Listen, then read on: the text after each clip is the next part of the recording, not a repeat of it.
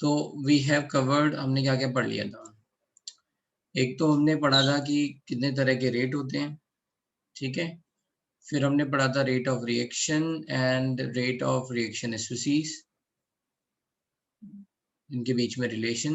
And then we have studied the factors affecting rate of reaction, और उसमें कुछ important point बताए थे। So I will give a brief let's say revision of those points, फिर आगे चलते हैं। तो what I said about order, ठीक है। तो अगर ये है,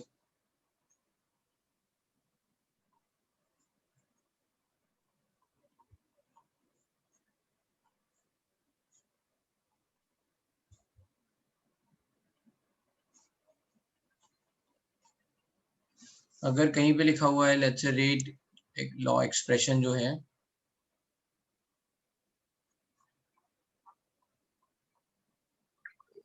जो गिवन है, लेट्स से rate is equals to k is to power 2 and let's say is to power x. So quickly just a revision part, and b is to power y, and x and y are order with respect to a and order with respect to b, ठीक है। तो ये देखा था, फिर देखा था x y can be fractional, zero, positive, negative,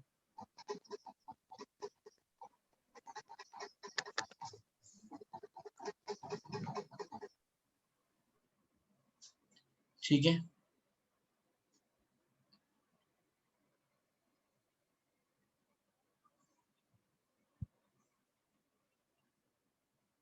Now xy can be fractional, zero, positive or negative, and total order of the reaction was, क्योंकि all these points are very very important. Total order of the this reaction, है ना, total of the reaction is x plus y, है ना, which can be fractional, zero and positive.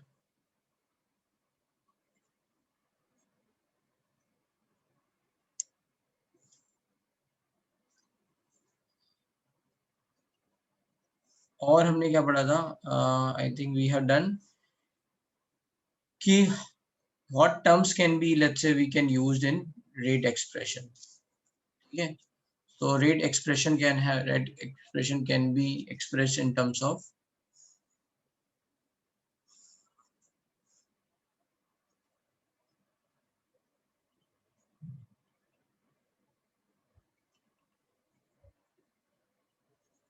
can have terms of concentration of reactant, product and catalyst.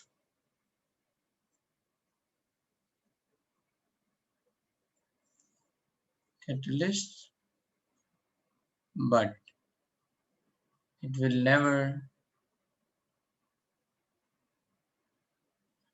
never be given in terms of intermediate, ठीक है। तो ये तो था थोड़ा बहुत ऑर्डर के बारे में, मोटे मोटे points. Then we have seen rate constant के बारे में, क्या क्या पढ़ा था rate constant,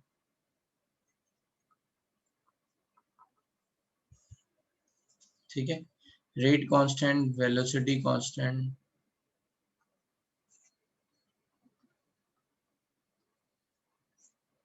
specific reaction rate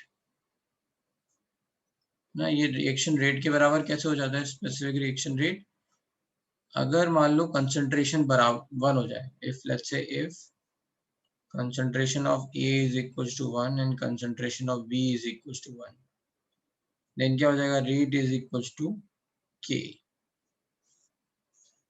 so that is called, hence it is also called as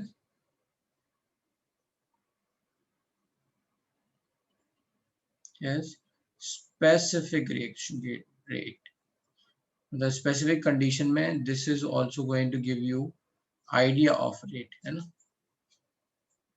ठीक है. अच्छा, इसकी यूनिट क्या होगी? What is the unit of K? है ना, ये हमने नहीं पढ़ा था हालांकि, यूनिट ऑफ K. तो यूनिट क्या हो जाएगी? रेट क्या होता है? Minus dA/dt equals to let's say K, है ना, हमने यहाँ पे लिख लिया ये a⁻x and b⁻y, right. Let's say मान लो ये ऐसे लिखा हुआ है, या फिर सिंपलिसिटी के लिए लेट्स से a की को भी यूज करते हैं, यहाँ पे लिख लेते हैं n is total order.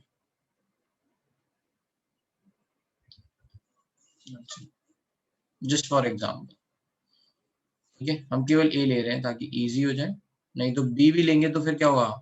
Unit of concentration is going to be same, है ना, हमें यूनिट निकालना है. तो ये क्या हो जाएगा? Minus dA/dt is nothing but concentration divide by time, है ना, यहाँ पे लिखा हुआ है concentration divide by time equals to K concentration की पावर n. इक्वल्स टू क्या हो जाएगा? कंसंट्रेशन की पावर 1 माइनस n, ये इधर गया, डिवाइड बाई टाइम.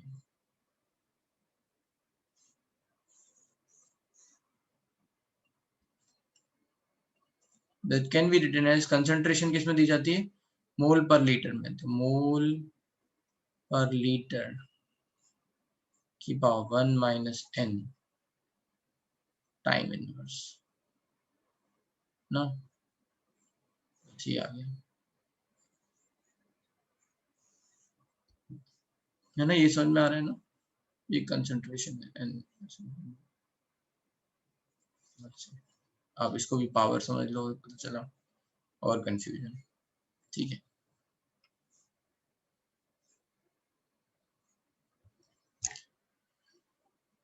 तो इस तरह से यूनिट लिख सकते हैं. तो अगर लेट्स से हम यहाँ पे लिख लेते हैं for first order reaction, for zero order reaction, for zero order reaction,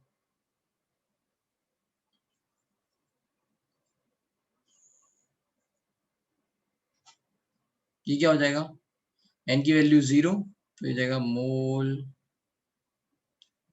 litre inverse, है ना, टाइम इनवर्स.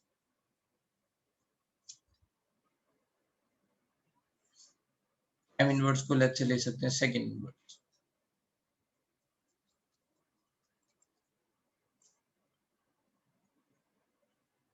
ठीक है, और फर्स्ट ऑर्डर रिएक्शन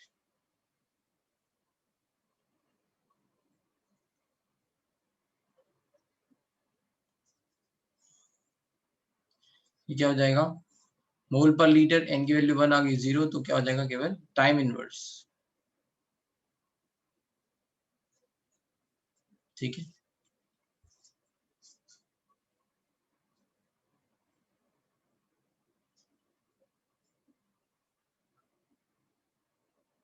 ये एक्स्ट्रा क्लास नहीं है, नॉर्मल क्लास है. सरित सर की तबीयत ठीक नहीं थी तो I am taking your class. ठीक है, ये नेक्स्ट वीक पढ़ाते हैं, आज पढ़ाने लग गए बस ये चीज. तो ये ऑर्डर क्या है जो हमने बताया था आपको? ये ऑर्डर्स आर एक्सपेरिमेंटली डिटरमाइंड, है ना, ये पॉइंट रह गया. चलो ये भी लिख लेते हैं, ये भी बता चुके हैं ना. Orders are experimentally determined. ठीक है,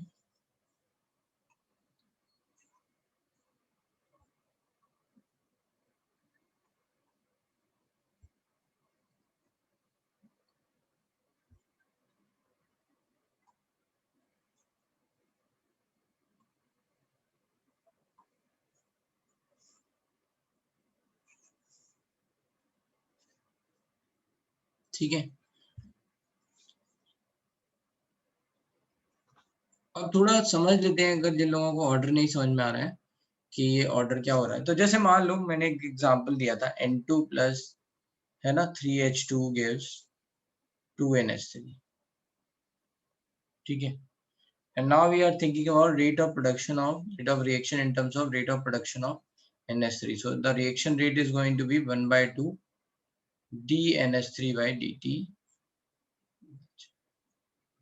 ठीक है, which is let's say in terms of k n2 की power something and k let's say h2 की power something x and y. अब मान लो, इमेजिन करो कि जस्ट इमेजिन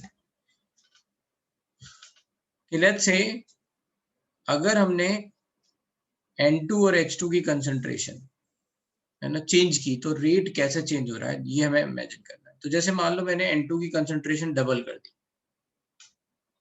है ना, N2 की कंसंट्रेशन को मैंने डबल कर दिया, तो rate of formation of NH3 पे अगर कुछ चेंज हुआ, मान लो वो भी डबल हो गया, है ना, रेट भी डबल हो गया, तो यहाँ पावर क्या आ जाएगी, 1. एक्सपेरिमेंटली देख रहे हैं हम कि मान लो पहले हमने जो जो भी कंसंट्रेशन N2 की थी, है ना, मान लो वहां पे 2 मोल थी, 2 मोल पर लीटर थी, हमने 4 मोल पर लीटर कर दी, डबल कर दी. और rate of formation of NH3 is also doubled. ठीक है ना.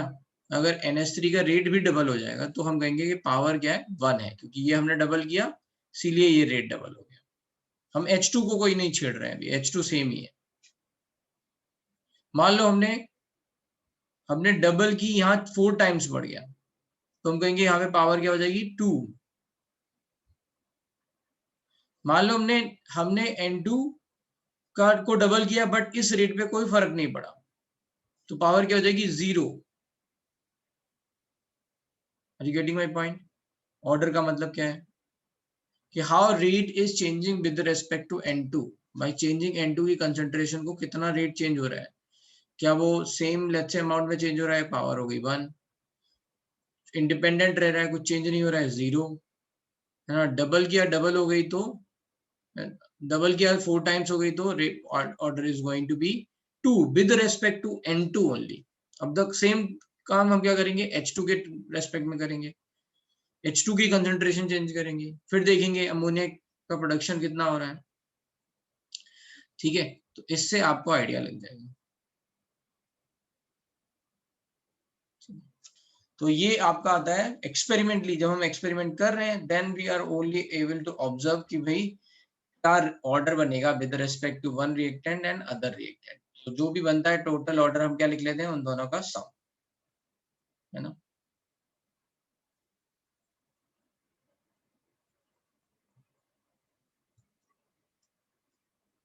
तो ये ऑर्डर हो गया.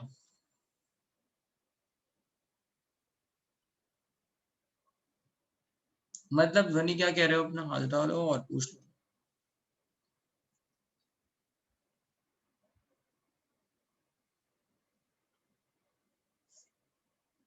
चलो फिर ठीक है. हाँ,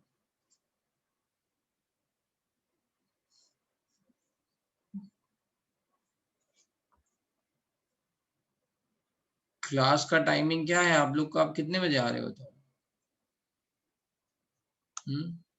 इसीलिए पीछे का बैकग्राउंड देना पड़ रहा है, क्योंकि 8 बजे तक काफी लोग आते ही रहेंगे. ठीक है, for first order reaction this is going to be second inverse.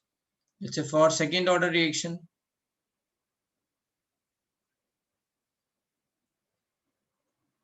ज्यादातर हम बस मोस्टली हम ये 2 ऑर्डर देखेंगे, सेकंड ऑर्डर भी थोड़ा थोड़ा देखेंगे कभी कभी, बट मोस्टली 90% केसेस में दीज 2. तो यहाँ पे क्या मिलेगा, राइट अगर हम 2 वैल्यू रख देंगे तो 1 - 2 -1, तो this is going to be litre mole inverse second inverse. ठीक है, ऐसे हम लिख सकते हैं. और बाकी nth ऑर्डर तो आपको पता ही है ना, 1 - n की वैल्यू है, ये लिख सकते हैं. और क्या हमने पढ़ा था रेट के बारे में, रेट कांस्टेंट के बारे में, कि rate constant only depend on temperature. Rate constant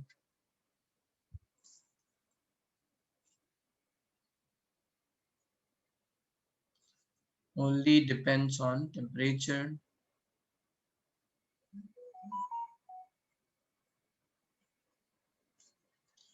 है ना. on increasing temperature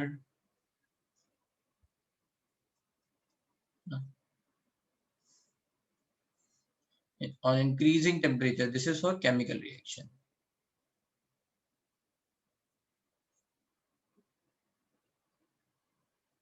Rate constant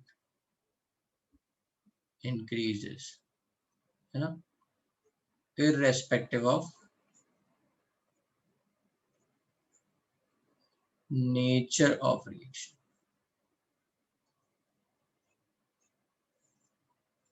ठीक है.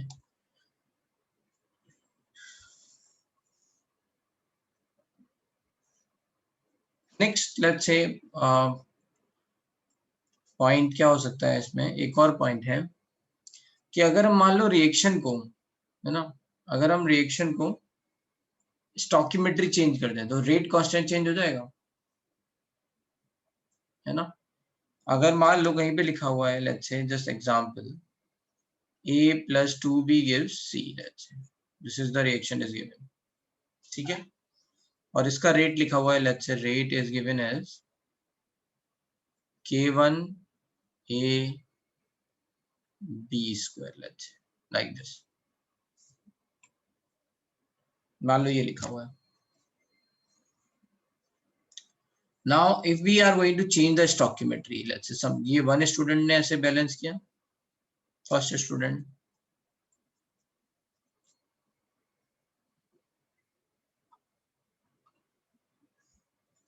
Another second, let's say student ने ऐसे बैलेंस कर लिया, let's say 2A plus 4B gives 2C, मान लो.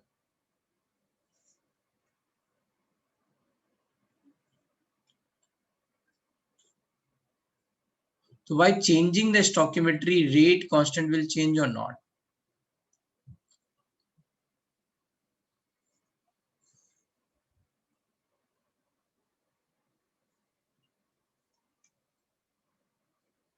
ठीक है, तो यहाँ पे लेट्स से रेट क्या हो जाएगा, रेट एक्सप्रेशन K2, ऑर्डर तो डिपेंड नहीं करता स्टोकियोमेट्री पे, so that is going to remain same B square. ठीक है, तो अब इन दोनों को कंपेयर करना है, तो बताओ K1 और K2 सेम रहेंगे या अलग अलग हो जाएंगे, बताओ भाई.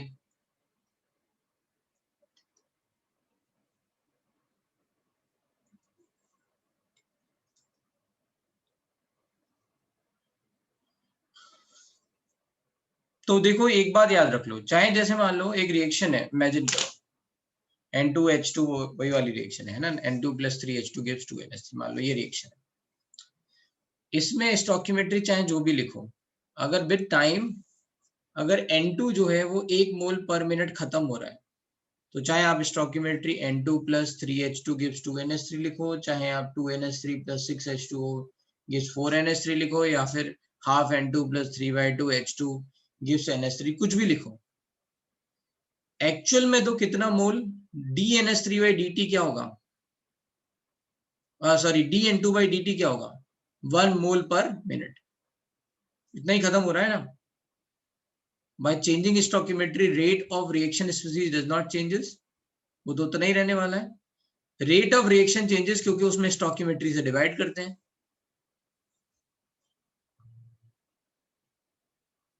है ना, करेक्ट ना. मेरी बात फिर से सुनो, मैं क्या बोल रहा हूँ, DNS3/dt तो नहीं चेंज होगा, स्टोकियोमेट्री DN2/dt तो नहीं चेंज होगा बाई चेंजिंग स्टोकियोमेट्री, क्योंकि वो पहले भी DN2/dt था, अभी भी DN2/dt ही होगा.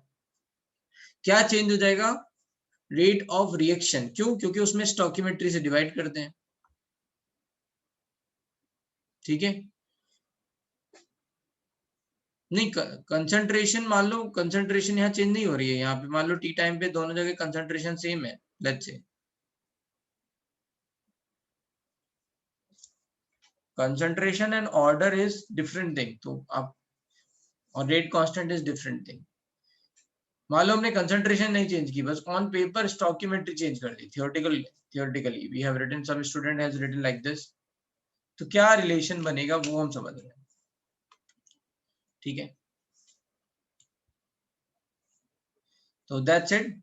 तो यहाँ पे क्या लिखेंगे? अच्छा, we are going to write minus D A by D T, rate को लिख लेंगे minus D A by D T, rate of reaction. ये क्या है? Rate of reaction, which is going to be K1 A B square, और यहाँ पे rate क्या हो जाएगा? Rate is going to be minus half D A by D T, which is K2 A B square. On comparison minus D A by D T क्या बनेगा? 2K2A B square, ठीक है। Hence on comparison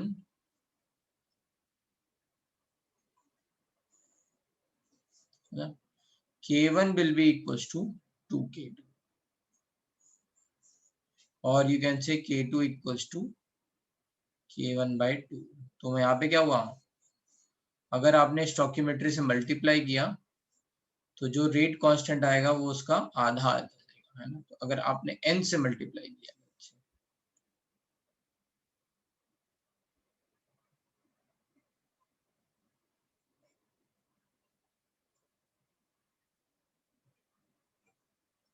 तो यहाँ पे जो Kn बनेगा वो क्या बन जाएगा? K1 by n, ठीक है।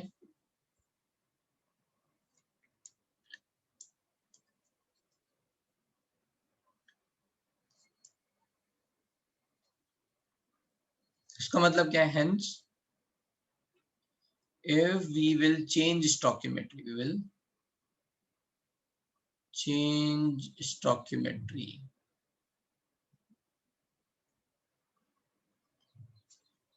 है ना, rate constant will change,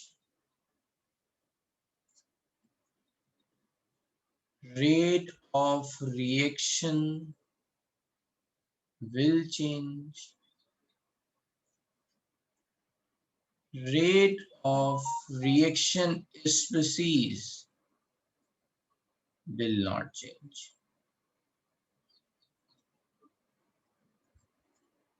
rate constant का मतलब है K1 और K2, है ना। रेट ऑफ रिएक्शन क्या हो जाएगा यहाँ पे? Minus D A by D T, और let's say minus D A by 2 D T आ रहा है, और rate of reaction species will always be minus D by D T, that is not going to be different, ठीक है भाई। आ रही है बात समझ में? ऊपर से तो नहीं आ रही? Hello sir. सर मुझे एक डाउट है, आपने तो पहले बोला था जो ये दो रिएक्शंस है उसमें देखिए ना, पहले वाले में भी 1 मोल खत्म हो रहा है और 1 मोल बन रहा है सी, है ना, और दूसरे में भी 2 ए से 2 सी बन रहा है, मतलब 1 मोल ए खत्म हो रहा है, ऐसे ही हो रहा है ना 1 मिनट में। तो तब भी के की वैल्यू चेंज क्यों हो रहा है? क्योंकि पहले मतलब तो ये समझो जितना कि बन रहा है तो हाँ, सेम है ना दोनों के। पहले तो मीनिंग ये समझो कि जो 10th में पढ़ाते हैं ना, यहाँ 1 मोल रख दो, यहाँ 2 मोल रख दो, उससे 1 मोल बन रहा है, वो एक आसान तरीका है रिप्रेजेंटेशन का। एक्चुअल तरीका है स्टोकियोमेट्रिक रेशियो, मतलब 1 से 1 बनेगा, 5 होंगे 5 बनेगा, 10 होंगे 10 बनेगा, राइट, लाइक दिस, आधा होगा आधा बनेगा। तो ये एक रेशियो है, ठीक है, वो रेशियो सेम ही रहेगा, राइट। तो यहाँ पे अगर मान लो कंसंट्रेशन, मैंने यही बोला कि कंसंट्रेशन जो DA minus DA by D T थी, यहाँ पे 1 मोल पर सेकंड खत्म हो रहा था, तो कंसंट्रेशन इज नॉट चेंजिंग, यहाँ पे भी 1 मोल पर मिनट ही खत्म हो रहा है। हाँ। बट जो रेट का एक्सप्रेशन है वो मैंने बताया था, वो क्या था? Minus DA by D T divide by stoichiometric constant coefficient, sorry. तो स्टोकियोमेट्रिक कोफिशिएंट चेंज हो गया, यहाँ पे 2 आ गया, तो minus 1 by half DA by D T लिखेंगे। यहाँ पे स्टोकियोमेट्रिक कोफिशिएंट क्या है? 1 है, तो ये minus DA by D T ही रहेगा। तो समझ रहे हो ना? तो रेट एक्सप्रेशन थोड़ा चेंज हो गया इसके कंपैरिजन में, हाँ, है ना, मतलब ये रेट की वैल्यू, रेट चेंज हो गया, मतलब रेट एक्सप्रेशन नहीं, रेट चेंज हो गया। तो फिर अगर आपने कंपैरिजन किया तो आपका ये रिलेशन निकल गया। सर क्योंकि दोनों में जो रेशियो है वो 1:1 ही तो आ रहा है, मतलब किस चीज का रेशियो? ए और सी का। हाँ, तो वही तो मैं कह रहा हूँ, कंसंट्रेशन नहीं चेंज हो रही है, क्या लिखा हुआ है? Rate of reaction species will not change. हाँ भाई, जिस स्पीड से ए खत्म हो रहा है वो दोनों जगह सही है, जिस स्पीड से सी बन रहा है वो दोनों जगह सेम है।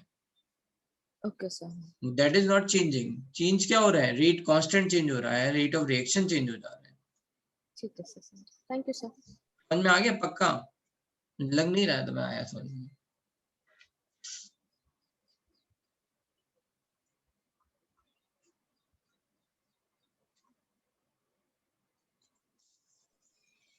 Hello sir.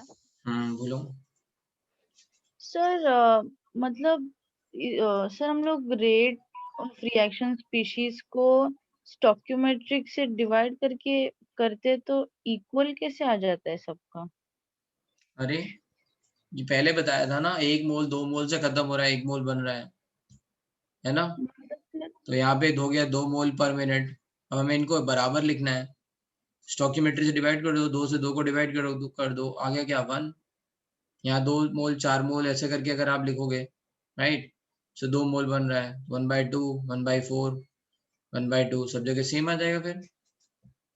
मतलब सर मैं बोल रही कि अगर हम लोग अगर रिएक्शन स्पीशीज के रेट के ग्राफ को तो मतलब वो ग्राफ में जो भी पॉइंट्स है उनको डिवाइड करेंगे तो मतलब वो सुपर इम्पोज हो जाएंगे तीनों के। हाँ करेक्ट। सर मतलब इनिशियल तो जो प्रोडक्ट का 0 होता है ना। अरे भाई तो इंस्टेंटेनियस रेट आप लोगे तो क्या कहते हैं, जब भी आप इंस्टेंटेनियस रेट लोगे उस कंसंट्रेशन के हिसाब से लोगे ना। और रेट क्या है, कंसंट्रेशन का और टाइम का लेट्स से स्लोप है। Yes sir.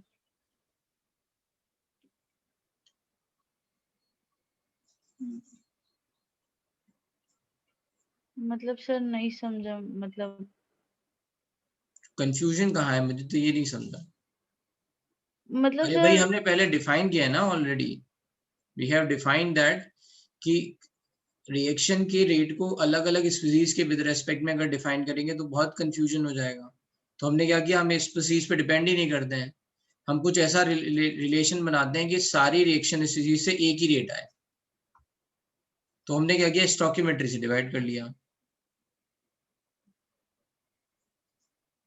वो ये कह रही है कि वही ग्राफ बनेगा, ये सुपर इम्पोजिबल का मतलब है एक के ऊपर एक के ऊपर एक, राइट, तो सेम ग्राफ बनेगा क्या। तो भाई अगर मान यस। लो यहाँ पे जो रेट ऑफ रिएक्शन मान लो t इक्वल्स टू 10 सेकेंड पे, मान लो 1 मोल पर मिनट था, ठीक है, यहाँ पे, तो रेट यस। ऑफ रिएक्शन कितना हो जाएगा, आधा मोल पर मिनट, ठीक है। अब यहाँ पे अगर ये 2 है तो इसके हिसाब से ये 1 मोल कर रहा था तो 2 में मोल पर मिनट जाएगा। इसके हिसाब से भी क्या आएगा, वो डिवाइड बाय 4 करेंगे तो आधा मोल पर मिनट, सेम ही तो आएगा। Yes sir. ओके। ठीक है, तो इसमें मतलब है ये कहना ये चाह रहा था कि स्टोकियोमेट्री का रोल क्या है रेट कांस्टेंट में। स्टोकियोमेट्री अगर आपने चेंज कर दी, रेट जो भी रेट कांस्टेंट किसी का आया और किसी दूसरे का रेट कांस्टेंट आया वो अलग अलग आएगा। इसीलिए क्या होता है, क्वेश्चन में रिएक्शन विल बी डिफाइंड, ठीक है, केमिकल काइनेटिक्स में रिएक्शन विल बी डिफाइंड। जैसे केमिकल इक्विलिब्रियम में मैंने बोला था कि स्टोकियोमेट्री विल बी डिफाइंड, वैसे ही यहाँ पे भी है, अगर रिएक्शन डिफाइन नहीं होगी, उसकी स्टोकियोमेट्री डिफाइन नहीं होगी, तो अलग अलग लोग अलग अलग आंसर निकालेंगे। गॉट इट, ये बात समझ में आ गई भाई? ठीक है, तो ये हमने पढ़ लिया रेट कांस्टेंट के बारे में। अब बात आती है टाइप्स ऑफ रिएक्शन की।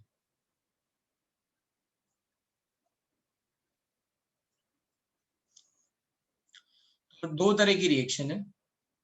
एक रिएक्शन है, फर्स्ट है दैट इज सिंपल रिएक्शन और एलिमेंट्री रिएक्शन।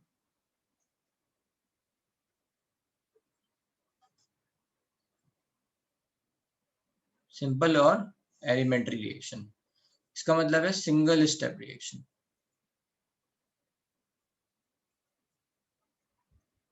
जो एक ही स्टेप में खत्म हो जाए, ठीक है। इसमें इंपॉर्टेंट बात क्या है, order of simple reaction is equals to, है ना, total sum of stoichiometric coefficient.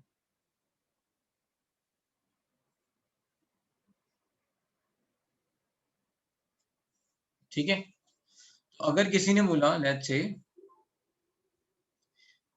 A gives let's say B plus C and this is mentioned है simple reaction, this is a simple reaction, अगर ऐसा किसी ने बोल दिया, ठीक है, तो इसका स्टोक्योमेट्री क्या है 1, तो हम बोलेंगे order is equals to 1, rate expression क्या हो जाएगा, rate is nothing but k, rate constant, a की power order 1।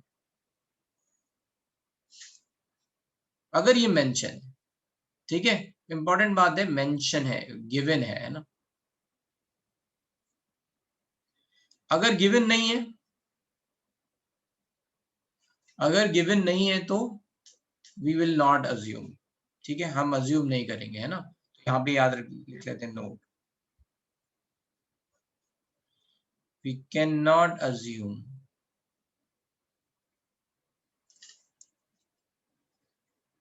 not assume whether a reaction is simple or not,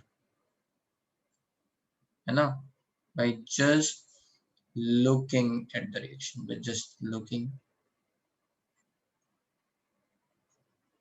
the reaction। Important बात और है कि अगर मान लो ये बोला गया यही रिएक्शन सिंपल है, इसका मतलब ये नहीं कि इसमें स्टोक्योमेट्री, अगर हम कोई नंबर से मल्टीप्लाई कर दें, स्टोक्योमेट्री चेंज कर दें, तो वो भी आपकी सिंपल रिएक्शन होगी, है ना। दूसरे स्टूडेंट ने कहा सर अगर ये सिंपल है तो लो मैंने यहाँ 2 से मल्टीप्लाई कर दिया, अब ये भी सिंपल हो जाएगी तो नहीं, अगर ये सिंपल हो जाएगी तो ऑर्डर क्या हो जाएगा 2, which is not possible, experimentally क्या निकल के आ रहा है, ऑर्डर 1 ही आ रहा है। So just by multiplying the reaction, this is not going to remain simple reaction, ठीक है, जो आपको रिएक्शन दे रखी है वही सिंपल है, उसमें कोई छेड़छाड़ आप कर दोगे तो सिंपल नहीं रहेगी, एलिमेंट्री रिएक्शन नहीं होगी, ठीक है, इतनी बात समझ में आ रही है।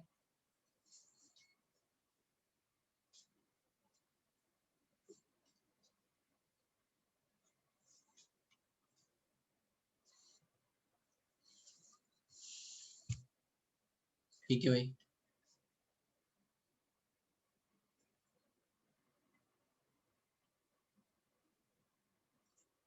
यस बोलो जास करें। सर ये ऑर्डर 1 कैसे आया सर, मुझे ये नहीं समझा। ये ऑर्डर तो एक्सपेरिमेंटली आता है 1, ठीक है, लेकिन हमने ये देखा है कि जब कोई रिएक्शन सिंपल मेंशन कर दी जाती है तो उसका ऑर्डर और इसकी स्टोक्योमेट्री सेम आता है, तो हमने ये लिख लिया, है ना, कि अगर कहीं मेंशन है ना, कि ये सिंपल रिएक्शन है, दिख गया सर, है ना, सिंगल स्टेप रिएक्शन है, तो उसमें ऑर्डर और स्टोक्योमेट्री सेम आ जाएगा, वरना जनरली ऑर्डर और स्टोक्योमेट्री सेम नहीं होता है, राइट, तो वो हम लिखेंगे कॉम्प्लेक्स रिएक्शन में। ओके सर, समझ गया, thank you sir. Yes sir क्या हमेशा एक रिएक्टेंट से 2 या 3 ऐसा बनना जरूरी है? नहीं, कोई जरूरी नहीं है, अगर B plus C gives A हो जाता तो ऑर्डर 2 बन जाता। हाँ बिल्कुल, अगर मान लो एक और एग्जांपल लिख लेते हैं, लेट्स से एन एग्जांपल, अगर कहीं पे ऐसा लिखा होता 2A plus B gives C plus D, let's say ऐसा कुछ लिखा होता, तो यहाँ पे और ये मेंशन होती है this is simple reaction given, है ना, सिंपल या एलिमेंट्री रिएक्शन ऐसा भी दे सकते हैं कि it is an elementary reaction, तो यहाँ पे क्या हो जाता है order will be equals to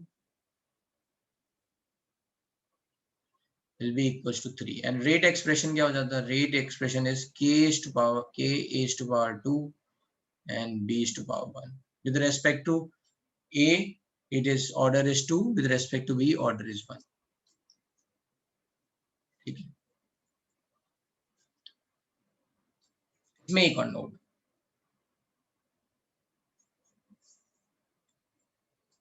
ठीक है, लिखो zero order reaction, zero order reaction होती है, ऑर्डर रिएक्शन विल ऑलवेज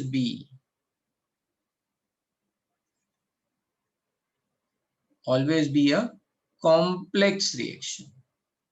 बताओ भाई, zero order reaction simple reaction हो सकती है क्या? नहीं, जीरो ऑर्डर होने के लिए स्टोकियोमेट्री को क्या होना पड़ेगा? जीरो, जो कि पॉसिबल नहीं है। तो zero order reaction will always B a complex reaction. बहुत इंपॉर्टेंट पॉइंट है ना, स्टेटमेंट में पूछ लिया जाता है ये। It's very very important point.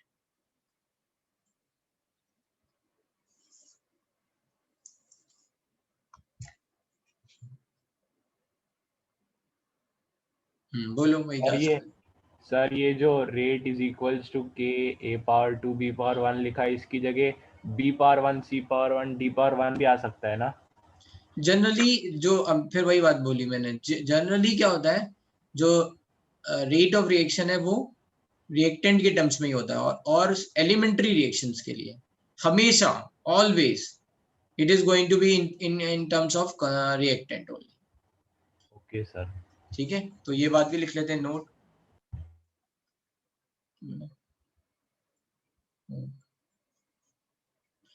For elementary reaction or simple reaction, right? For elementary reaction, rate law expression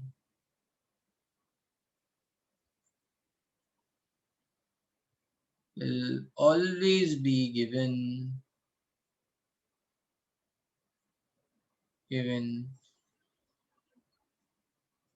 in terms of concentration of reactant only. ठीक है, अब हम आगे देखेंगे कि कैसे प्रोडक्ट के लेट्स से कंसंट्रेशन टर्म यहाँ आ जाते हैं complex reaction. We will see in let's say later half of the chapter की कैसे प्रोडक्ट की कंसंट्रेशन आ सकती है यहाँ पे। ठीक है, but for elementary reaction rate law expression will always be given in terms of concentration of reactant only. तो आप घबराओ ही मत।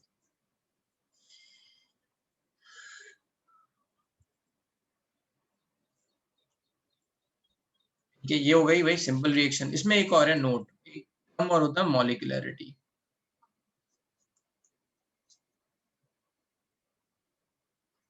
मॉलिक्यूलरिटी क्या होता है? Molecularity number of molecules colliding simultaneously to form product।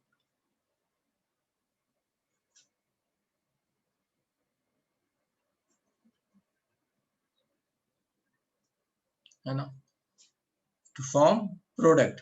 मतलब जब रिएक्शन होती है तो हमने बोला है कि रिएक्शन हमेशा तभी होती है जब रिएक्टेंट और प्रोडक्ट के मॉलिक्यूल्स आपस में लेट्स से कोलाइड करते हैं। Sorry, molecules of reactants are going to collide, let's say आपस में कोलाइड कर रहे हैं और उससे प्रोडक्ट बना रहे हैं।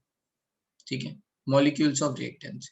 तो जितने नंबर ऑफ मॉलिक्यूल्स एक साथ कोलाइड करते हैं, जैसे अभी आपने देखा था second order let's say nucleophilic SN2 reaction में RX से न्यूक्लियोफाइल, ये RX का मॉलिक्यूल है, यहाँ से न्यूक्लियोफाइल पीछे से आके कोलाइड कर रहा है इससे। तो क्या होगा मॉलिक्यूलरिटी? हम what is going to be molecularity of this reaction?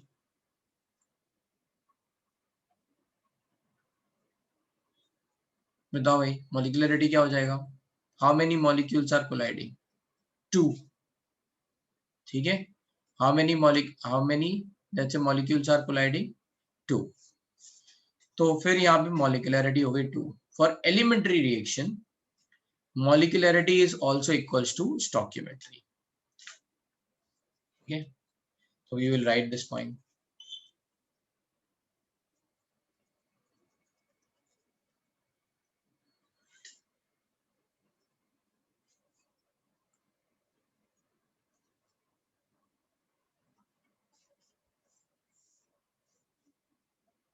For elementary reaction,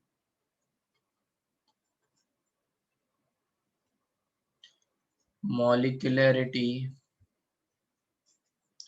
equals to order equals to stoichiometry।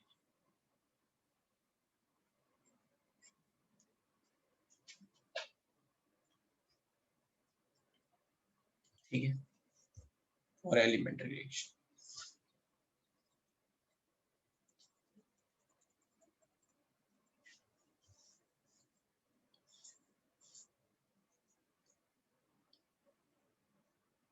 अब इसमें आ जाता है डिफरेंस बिटवीन, यहीं पे देख लेते हैं।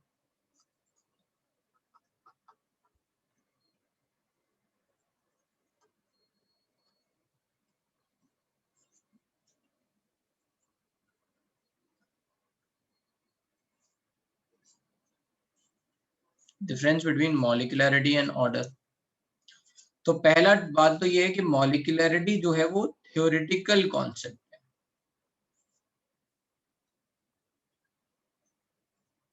ठीक है। एक्चुअल में हमें नहीं पता है ना, मॉलिक्यूल इतने छोटे छोटे हैं कि वी कैन नॉट कंफर्म कि एक टाइम पे 2 मॉलिक्यूल टकरा रहे हैं, है ना, या 3 टकरा रहे हैं। थ्योरेटिकली जब हम प्रोबेबिलिटी देखते हैं कि भाई हमें ये प्रोडक्ट बनाना है तो कौन किससे रिएक्ट कर रहा होगा, जैसे ये मैकेनिज्म है, we are writing this mechanism. हमने क्या देखा, लेट्स से जस्ट इमेजिन कि हमने यहाँ पे RX लिया एक कंटेनर में, उसमें न्यूक्लियोफाइल डाला और हमें R न्यूक्लियोफाइल मिल गया। ये कंफर्म कैसे हो गया, लेबोरेटरी टेस्ट है ना। जो भी, मान लो हमने OH माइनस डाला तो यहाँ एल्कोहल मिल गया, ROH, हमने कंफर्म कर लिया एल्कोहल के टेस्ट से। Are you getting my point? तो मुझे ये समझ में आया कि इन दोनों को जब भी मिलाते तो एल्कोहल मिल जाता है। ये मेरा फर्स्ट ऑब्जर्वेशन है, ठीक है। Now I have started to do some experiment varying the concentration, है ना, and then I started to think कि यहाँ क्या हो रहा है। तो मैंने जब कंसंट्रेशन OH माइनस आयन की डबल की तो यहाँ पे रेट ऑफ फॉर्मेशन ये जो है ये भी डबल होने लग गया, जल्दी जल्दी बनने लग गया, लेट्स से, ठीक है। Then I came into this conclusion कि ये जो है ना OH माइनस आयन की कंसंट्रेशन पे भी डिपेंड कर रहा है। सिमिलरली मैंने इसकी रेट इसको डबल किया तो ये तो भी जल्दी जल्दी बनने लग गया। तो मुझे समझ में आया कि ये इस पे भी डिपेंड कर रहा है। Now I have to write the reaction. I have to write the reaction कि RX OH माइनस से रिएक्ट करके ROH बना रहा है। तो should I write 2 over here, 2 over here और 3 ओवर ईयर, 3 ओवर ईयर, क्या मैं लिखूं, है ना, सब रिएक्शन, है ना। I have to write like this in such a manner. तो मैं इस तरह से अलग अलग एक्सपेरिमेंट लिख लिख के मैकेनिज्म लिखने की कोशिश करता हूँ कि क्या हो रहा है, और ऑब्जर्वेशन देख रहा हूँ कि चलो भाई देखते हैं। अगर मैंने कोई यहाँ पे आइसोटोपिक इफेक्ट लगा दिया, मान लो मैंने OD माइनस ले लिया, तो यहाँ OD माइनस मिल रहा है या नहीं, है ना, यहाँ OD मिल रहा है या नहीं, है ना। अलग अलग तरीके से मैकेनिज्म लिखने की कोशिश करते हैं। And then all this mechanism we are writing, that is क्या, लॉजिकल एक्सप्लेनेशन है, बट है तो थियोरेटिकली ना, एक्सपेरिमेंटल एक्स से सपोर्टेड है, बट है तो पूरा थियोरेटिकली ना। That's why molecularity is a theoretical concept.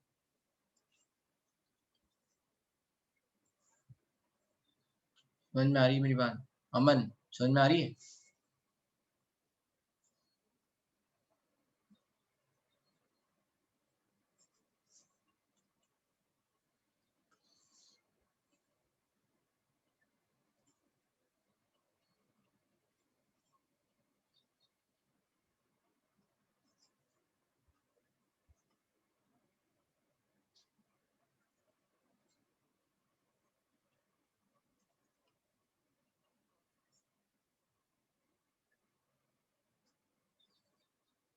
So molecularity is theoretically explained, or order is experimentally determined.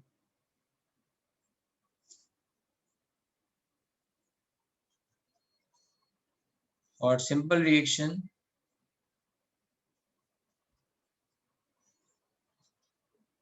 है ना, or we can say molecularity defined only for simple reaction, only for elementary reaction. Molecularity is only defined for single step reaction, ठीक है, for single step reaction. Order is defined for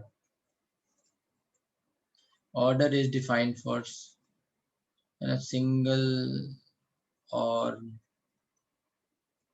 multiple step reaction.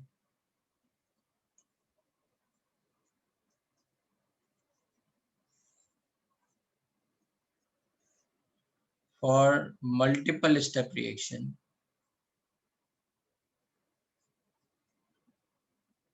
that is complex reaction,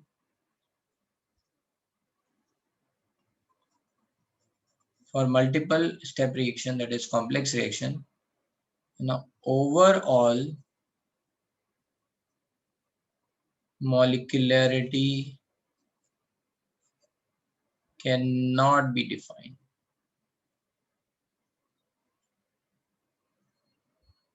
Hence,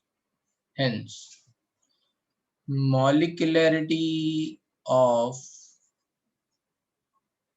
complex reaction given as molecularity of slowest step reaction in complex reaction, given as molecularity of slowest step reaction. ठीक है, complex reaction का मतलब क्या है? जिसमें एक से ज्यादा स्टेप है ना, मल्टीपल स्टेप रिएक्शन है, तो उसमें क्या होगा? एक फास्ट होगा, एक स्लो होगा, या मतलब कितने भी फास्ट कितने भी हो सकते हैं, बट उन सब में जो सबसे स्लोएस्ट होगा उसकी देख लेंगे, उसकी मॉलिक्यूलरिटी क्या है। ओवरऑल मॉलिक्यूलरिटी तो नहीं बता सकते हैं, राइट, क्योंकि अलग अलग स्टेप की अलग अलग होगी। जैसे मान लो पहला स्टेप है, फर्स्ट स्टेप में a प्लस बी बन के कोई इंटरमीडिएट बना, ठीक है, that is not the product, let's say AB, that is intermediate. फिर AB जो है वो C से रिएक्ट करके मान लो D बनाता है, this is the reaction. A plus B is forming AB intermediate and AB is reacting with C to form D. तो अगर हम देखेंगे, राइट, जैसे एग्जांपल लिख लेते हैं,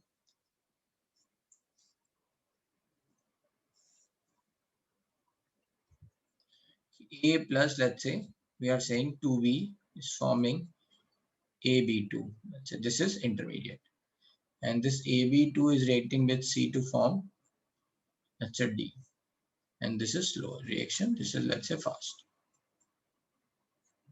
ठीक है, तो ओवरऑल रिएक्शन क्या हो गई?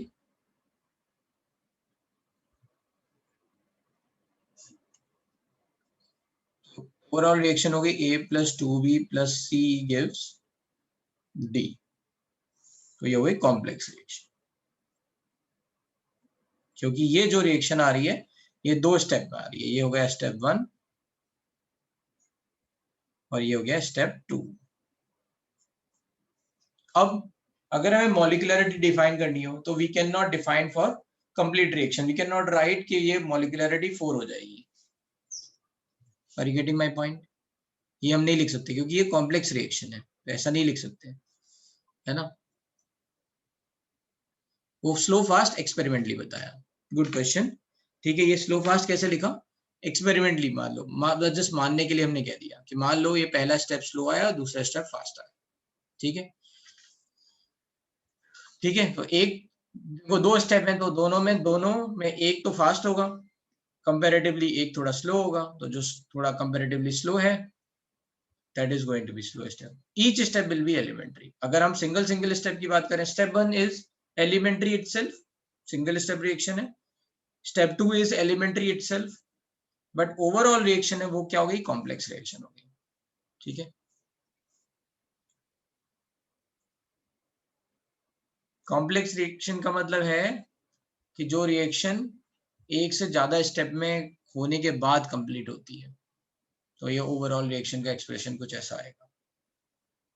फास्ट और स्लो देख लेते हैं कि भाई कितने टाइम में अप्रिशिएबल अमाउंट लेट्स से बन रहा है, ठीक है, तो उसके हिसाब से हम we can say fast and slow.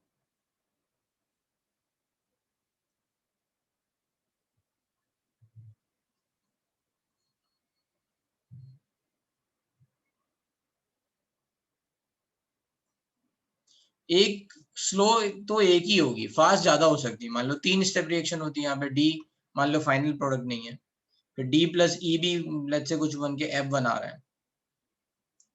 है ना, ऐसा कुछ आ रहा है, राइट। तो फिर क्या हो जाएगा, बाकी दोनों फास्ट होंगी, ये स्लो होगी। भाई एक सबसे स्लोएस्ट तो एक ही आदमी होगा ना, एक ही रिएक्शन होगी ना,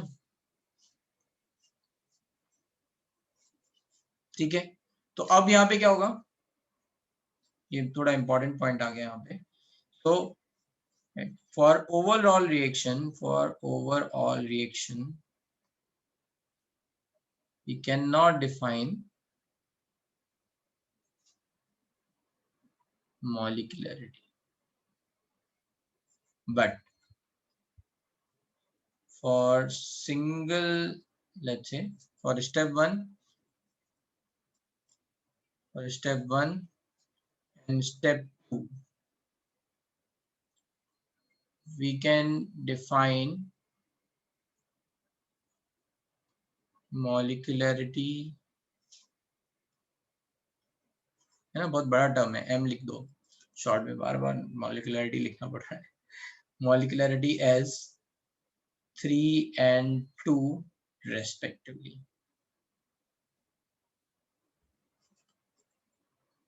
है ना। But to give molecularity, है ना, of complex reaction, we will consider molecularity of slow step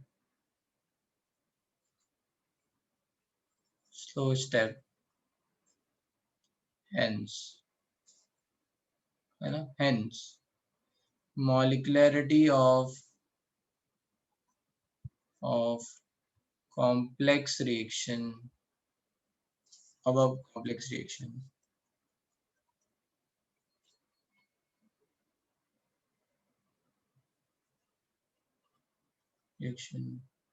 can be given as 3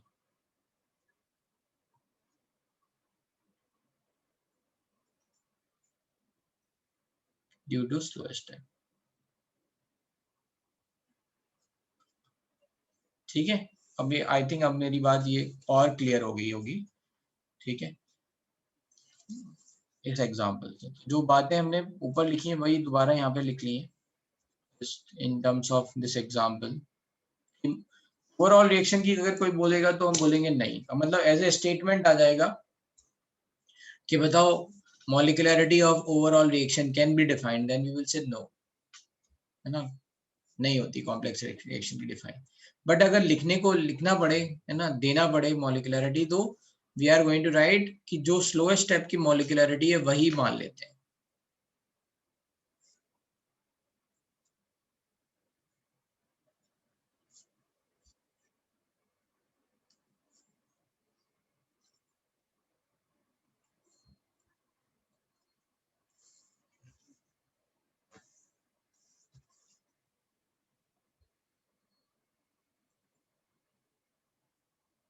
Given as 3 मतलब 3 molecules are going to, let's say 3 atoms or molecules are going to collide and form product।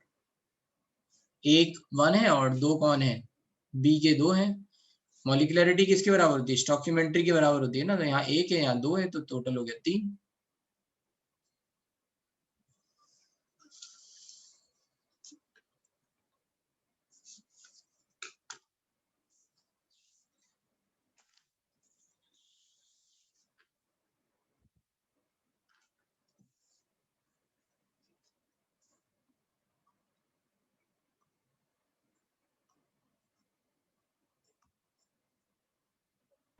Sir तो सारे complex reaction को अगर हम break करेंगे तो उनके जो स्टेप्स आएंगे वो सिंपल रिएक्शन ही होने वाले हैं।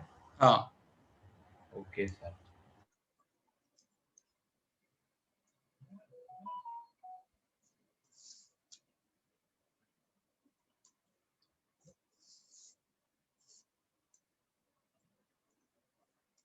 ठीक है। अब इसमें ऑर्डर में तो हम ये लिख चुके हैं, है ना, ऑर्डर का तो एक्सपेरिमेंटली डिटरमाइन है।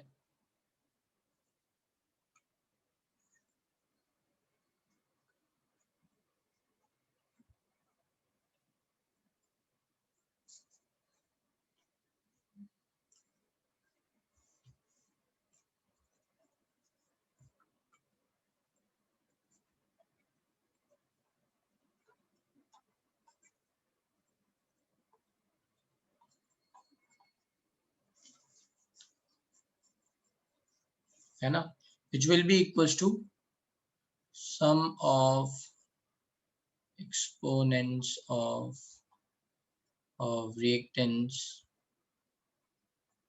given in overall given in rate law expression, है ना। तो भी रेट लॉ एक्सप्रेशन निकल के आएगा, उसमें जो भी सम ऑफ एक्सपोनेंट्स होगा, सम ऑफ पावर होगा, वो हो जाएगा।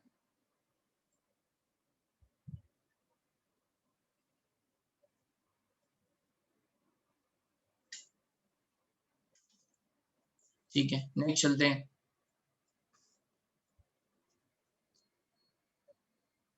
और क्या हो सकता है, molecularity will always B integer.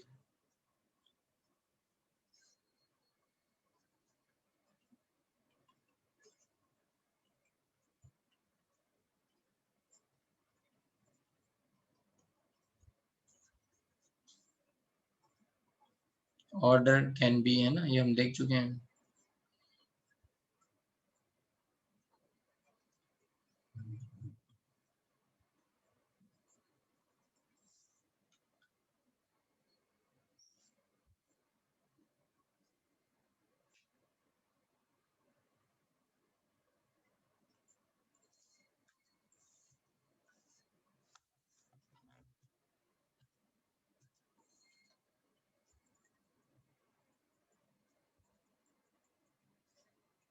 Order of complex reaction is experimentally determined, और जो भी रेट लॉ दे रखा होगा उसके हिसाब से ऑर्डर निकाल लेंगे।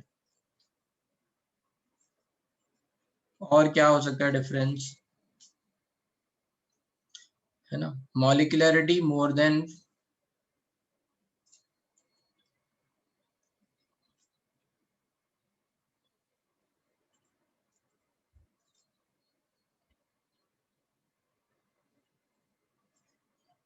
equals to 4 is rare. Order more than and equals to 4 is rare. Rare का मतलब है that is almost, let's say, kind of very let's say least likely going to happen. तो होता ये है कि अगर मान लो, अगर आप अज्यूम करो कि how many number of molecules can collide, तो दो मॉलिक्यूल्स का कोलिजन तो बहुत आसानी से हो सकता है, ठीक है। अच्छा, अगर सिंगल होगा तो आप सोचोगे कोलिजन क्या है, तब कोलिजन नहीं, तब डिकम्पोजिशन है। अकेला molecules are going to break into let's say 2 और 3 जो भी है, तो फिर वहां पे मॉलिक्यूलरिटी बनी है, ठीक है। तो जब भी कभी कोलिजन होगा, या फिर हम देख रहे हैं कि कितने number of let's say molecules participating in chemical reaction, है ना, how many number of molecules participating in chemical reaction, ऐसे भी लिख सकते हैं। मॉलिक्यूलरिटी कहीं लिखा है ना, I have written as number of molecules colliding simultaneously to form product, or you can say number of molecules of reactant participating in reaction.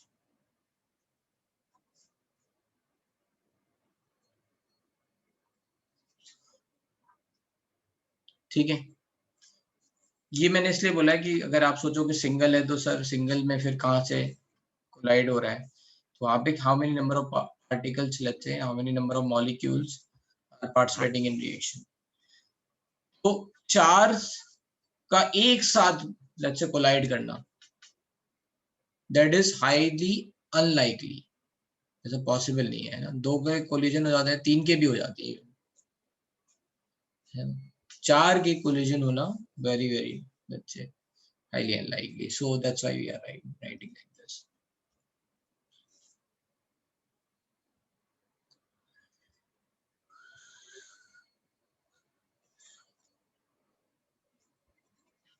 Next है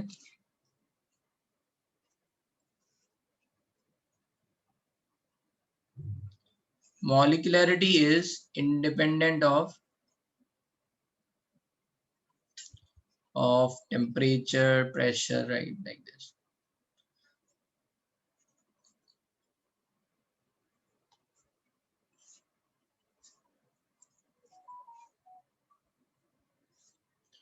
order depends on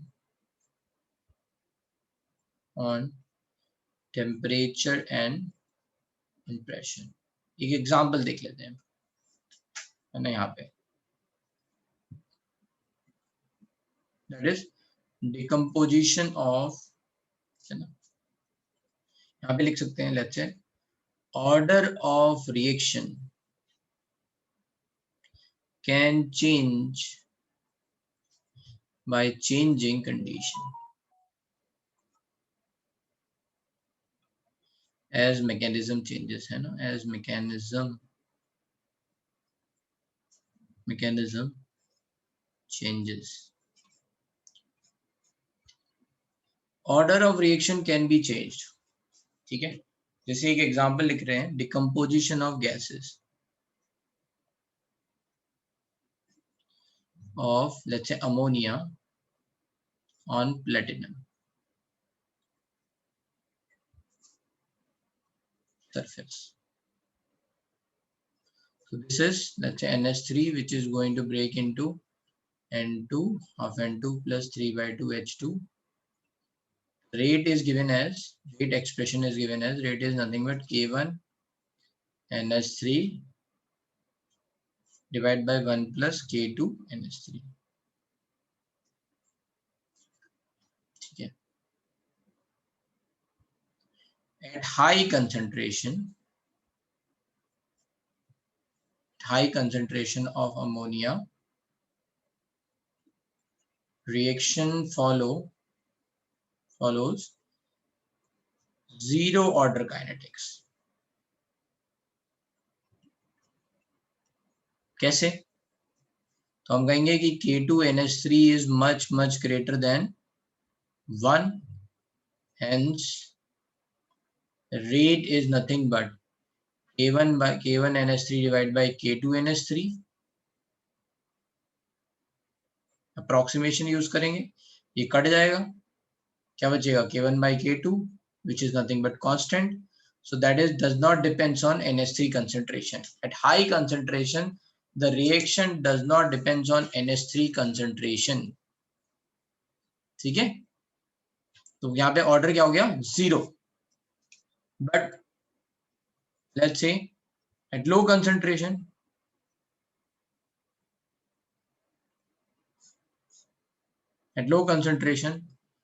reaction follows first order kinetics.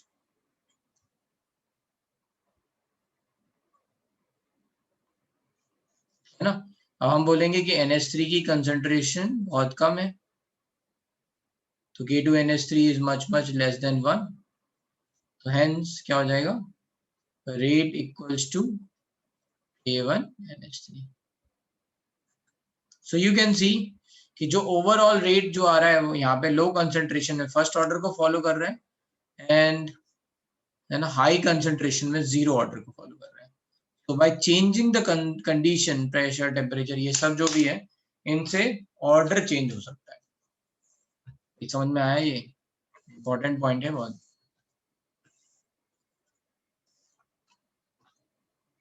ये सारे important point आ गए हैं ना अभी तक. हाँ hello sir. हाँ, तो ये रेट में K1NH3 upon 1 plus K2NH3 कैसे आया, वो नहीं समझा. ये रेट एक्सप्रेशन है, अगेन फिर वही बात है, एक्सपेरिमेंटली आया है ये कॉम्प्लेक्स रिएक्शन होगी, फिर उससे ऐसा रेट एक्सप्रेशन बनेगा. मतलब ये क्वेश्चन में गिवन रहेगा ना? क्वेश्चन में गिवन रहेगा, मोस्टली गिवन रहेगा, नहीं तो फिर आपको फाइंड करना पड़ेगा, मेथड्स हैं. ठीक है सर, थैंक यू सर. तो K1 और K2 जो है ना, मल्टीपल स्टेप्स के रेट कांस्टेंट होंगे, है ना. ठीक है मन, मतलब ये इस तरह से बोला जा रहा है कि ये ऐसा बन रहा है, तो इसमें क्या होगा, एक से ज्यादा स्टेप में ये रिएक्शन ऐसे बन रही होगी. ठीक है, एक से ज्यादा स्टेप में हो रही होगी, मतलब बीच में कोई इंटरमीडिएट बन सकता है, राइट.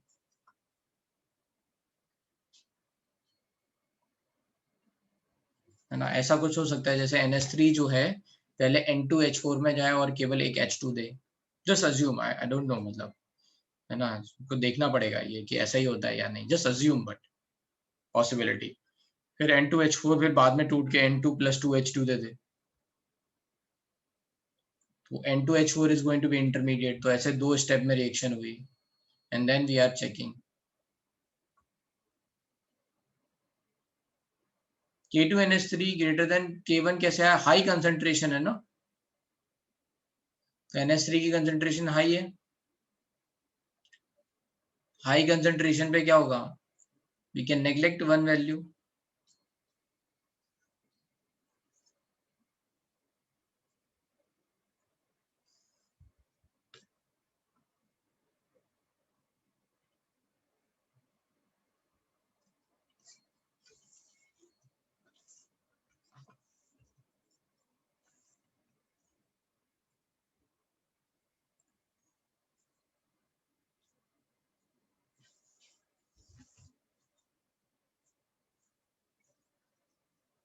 अब बात करेंगे कॉम्प्लेक्स रिएक्शन की। कॉम्प्लेक्स रिएक्शन का काफी कुछ तो बता दिया है, ठीक है, कि कॉम्प्लेक्स रिएक्शन मॉलिक्यूलरिटी में बहुत कुछ बता दिया है। उसके बाद बात करेंगे इंटीग्रेटेड रेट लॉस की।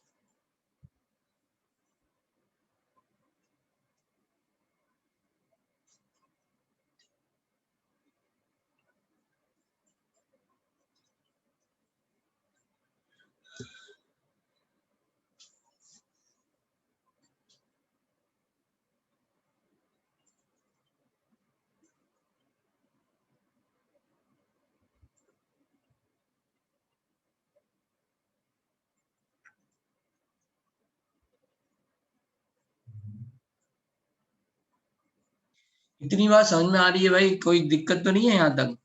थोड़ा थ्योरी है, I know, but anyone not able to understand? एक पोल ले लें, केमिकल काइनेटिक्स समझ में आ रहा है या नहीं? चलो will take a poll, let's say कितने लोग जग रहे हैं, कई लोग तो उठ जाते हैं लेकिन है नहीं है। बताओ भाई, समझ में आ रहा है ये? सुनो,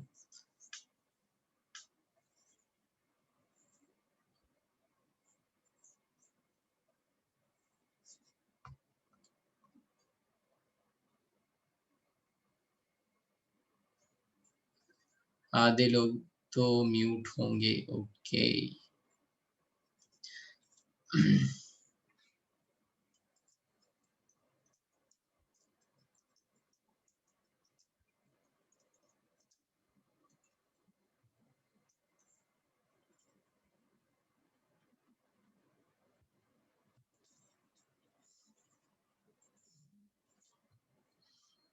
हो सकता है, करेक्ट निशान।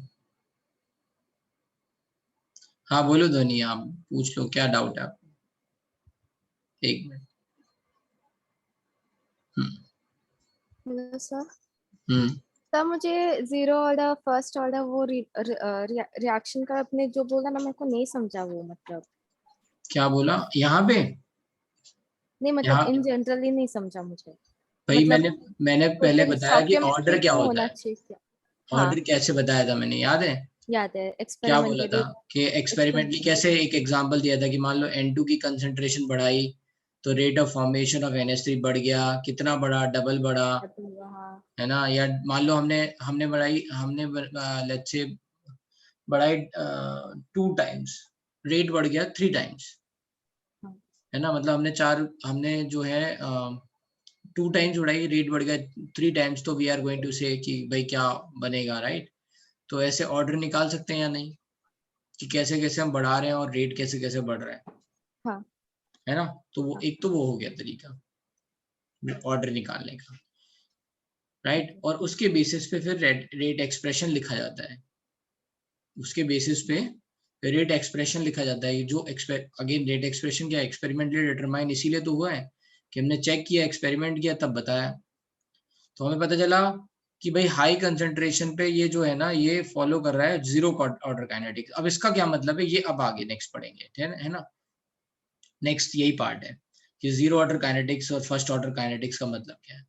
मतलब ये है कि कैसे ये रिएक्शन प्रोग्रेस हो रही है। मतलब अगर हम इसमें देखेंगे टी हाफ, जैसे तुमने एक क्वेश्चन भी पूछा था, है ना, ग्रुप पे, कि सर टी हाफ क्या होता है, तो टी हाफ का मतलब है कि कितने टाइम में रिएक्टेंट अपनी कंसंट्रेशन का आधा रह जाता है, उसको बोलते हैं टी हाफ। और इसी को रेडियो एक्टिविटी के टर्म्स में बोलते हैं हाफ लाइफ, कि कितने टाइम में कोई रेडियो एक्टिव सब्सटेंस अपनी इनिशियल कंसंट्रेशन का आधा रह गया, है ना, बाकी आधा कहाँ गया, कन्वर्ट हो गया, बाकी आधा अब रिएक्शन में क्या हुआ, प्रोडक्ट में कन्वर्ट हो गया, ठीक है, तो उसको बोलते हैं टी हाफ। तो अब हम ये देखेंगे यहाँ पे जीरो ऑर्डर काइनेटिक्स और फर्स्ट ऑर्डर काइनेटिक्स का मतलब यही है कि वो टाइम पे कैसे डिपेंडेंट है ना।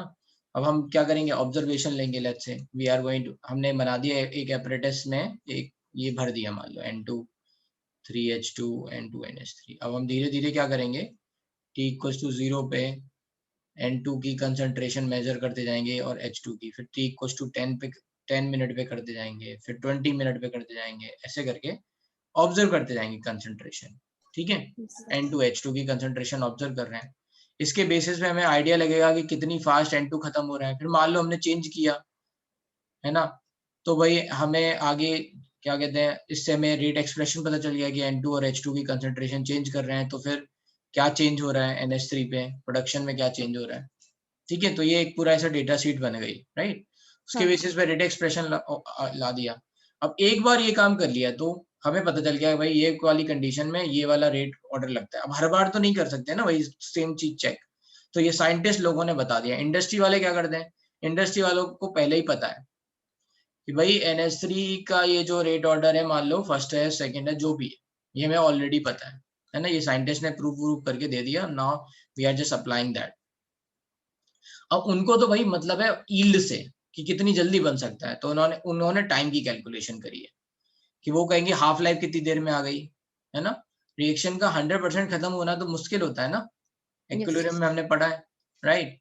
तो यहाँ पे कंसर्न जो फोकस होता है कि जल्दी से जल्दी हाफ लाइफ आए, हम अपना मतलब बनाए और निकालते जाएं बस, राइट। रिएक्शन में एक सफिशिएंट अमाउंट होता जाए और हम निकालते जाएं बस। कुछ रिएक्शन देखेंगे हम, उनमें कंप्लीट रिएक्शन हो सकती है, जीरो ऑर्डर रिएक्शन कंप्लीट हो जाती है, फर्स्ट ऑर्डर नहीं होती है। तो बस यही काम है, ये इंडस्ट्री का काम है। तो उनके लिए ये इसकी काइनेटिक्स पढ़ना जरूरी है कि भाई कितने टाइम के बाद रिएक्शन का एक वो लॉट कंप्लीट हो जाएगा, फिर हम प्रोडक्ट बना लें, निकाल दें उसे, हटाते जाएं, फिर उसके बाद रिएक्टेंट और डालें, फिर प्रोडक्ट बने, हटाते जाएं। तो वो टाइम पे डिपेंडेंट होगा, वो काइनेटिक्स आएगी, तो उसे हम थोड़ी देर में पढ़ेंगे। ओके सर मतलब अभी के लिए zero order reaction first order reaction मतलब ये एक्स और वाई का सम ही है ना। हाँ करेक्ट, तो एक्स और वाई का सम जीरो कभी सिंपल स्टेप रिएक्शन में, सॉरी सिंपल रिएक्शन के लिए हो ही नहीं सकता, क्योंकि स्टोइकियोमेट्री जीरो नहीं हो सकती, राइट। यस सर, हाँ, थैंक यू सर। ठीक है भाई, और किसी को कोई डाउट तो ये पोल अपना खत्म हो गया।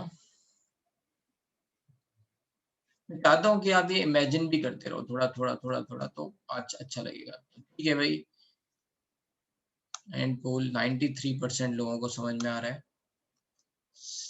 आउट ऑफ 84 78 लोगों को आ रहा है, क्योंकि 6 को नहीं आ रहा है। ठीक है भाई, ध्यान से सुनो, और मैं बार बार रिपीट कर रहा हूँ, पूछते जाओ। बाकी चलते हैं आगे।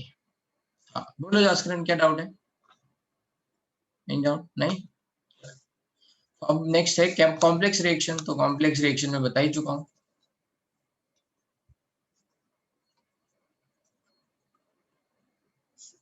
that is multiple step reaction।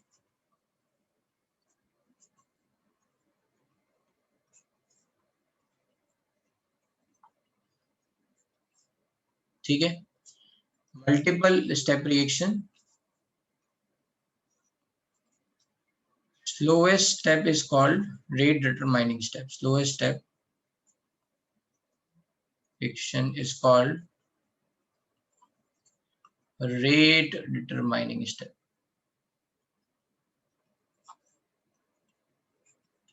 ठीक है, तो ये डिसाइड करता है कि रेट क्या होगा स्लोएस्ट स्टेप से। जैसे एक एग्जांपल में SN1 वाला लिख लेता हूँ,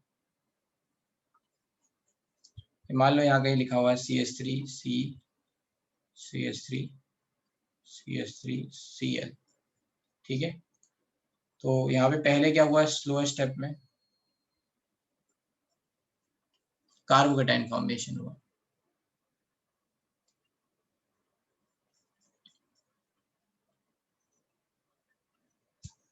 फिर फर्स्ट स्टेप में क्या हुआ, H2O is going to attack and we are going to get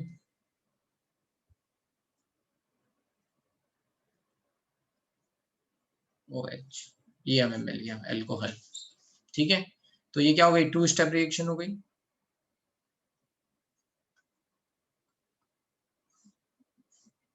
ठीक है, 2 स्टेप रिएक्शन हो गई इसमें, और इसमें जो हमारा रेट डिटरमाइनिंग स्टेप क्या हो जाएगा, वो स्टेप 1 हो जाएगा।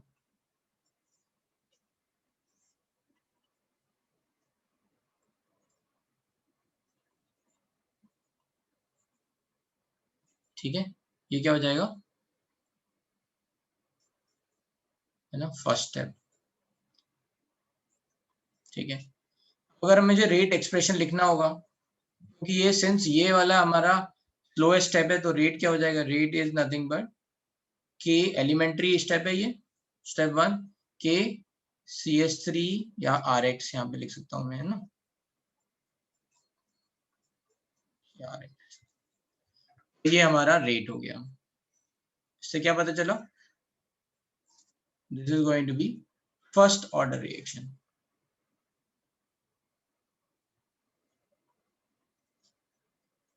अब सपोज करो तुम में से कई लोग सोच रहे होंगे कि सर यहाँ पे भी तो आपने बस सिंगल स्टेप है, इससे बता दिया, तो ये भी तो आसानी है बड़ा, फिर कॉम्प्लेक्स कहाँ हो रहा है, कॉम्प्लेक्स यहाँ हो रहा है। मान लो, इमेजिन करो कि ये स्लो हो जाता, ठीक है, मान लो ये स्लो हो जाता, तो यहाँ रेट क्या आता, रेट, ठीक है, रेट जो आता वो इस इंटरमीडिएट की कंसंट्रेशन पे और H2O की कंसंट्रेशन पे आता, डिपेंडेंट। तो हम लिखते Kr पॉजिटिव एंड H2O। अब since overall rate expression can not be express in terms of intermediate, तो इंटरमीडिएट को हटाना पड़ता। Are you getting my point, समझ में आ रहा है। मान लो ये स्लो हो जाता, तो इस स्लो में कौन कौन कोलाइड कर रहे हैं, ये और ये अब सिंगल स्टेप रिएक्शन है, सिंपल रिएक्शन है ये वाली, है ना। इसी रिएक्शन पे के दम पे हम बताएंगे कि रेट क्या बनेगा। इनमें ये दोनों लेट्स से कोलाइड कर रहे हैं, तो इनकी कंसंट्रेशन पे डिपेंड करेगा।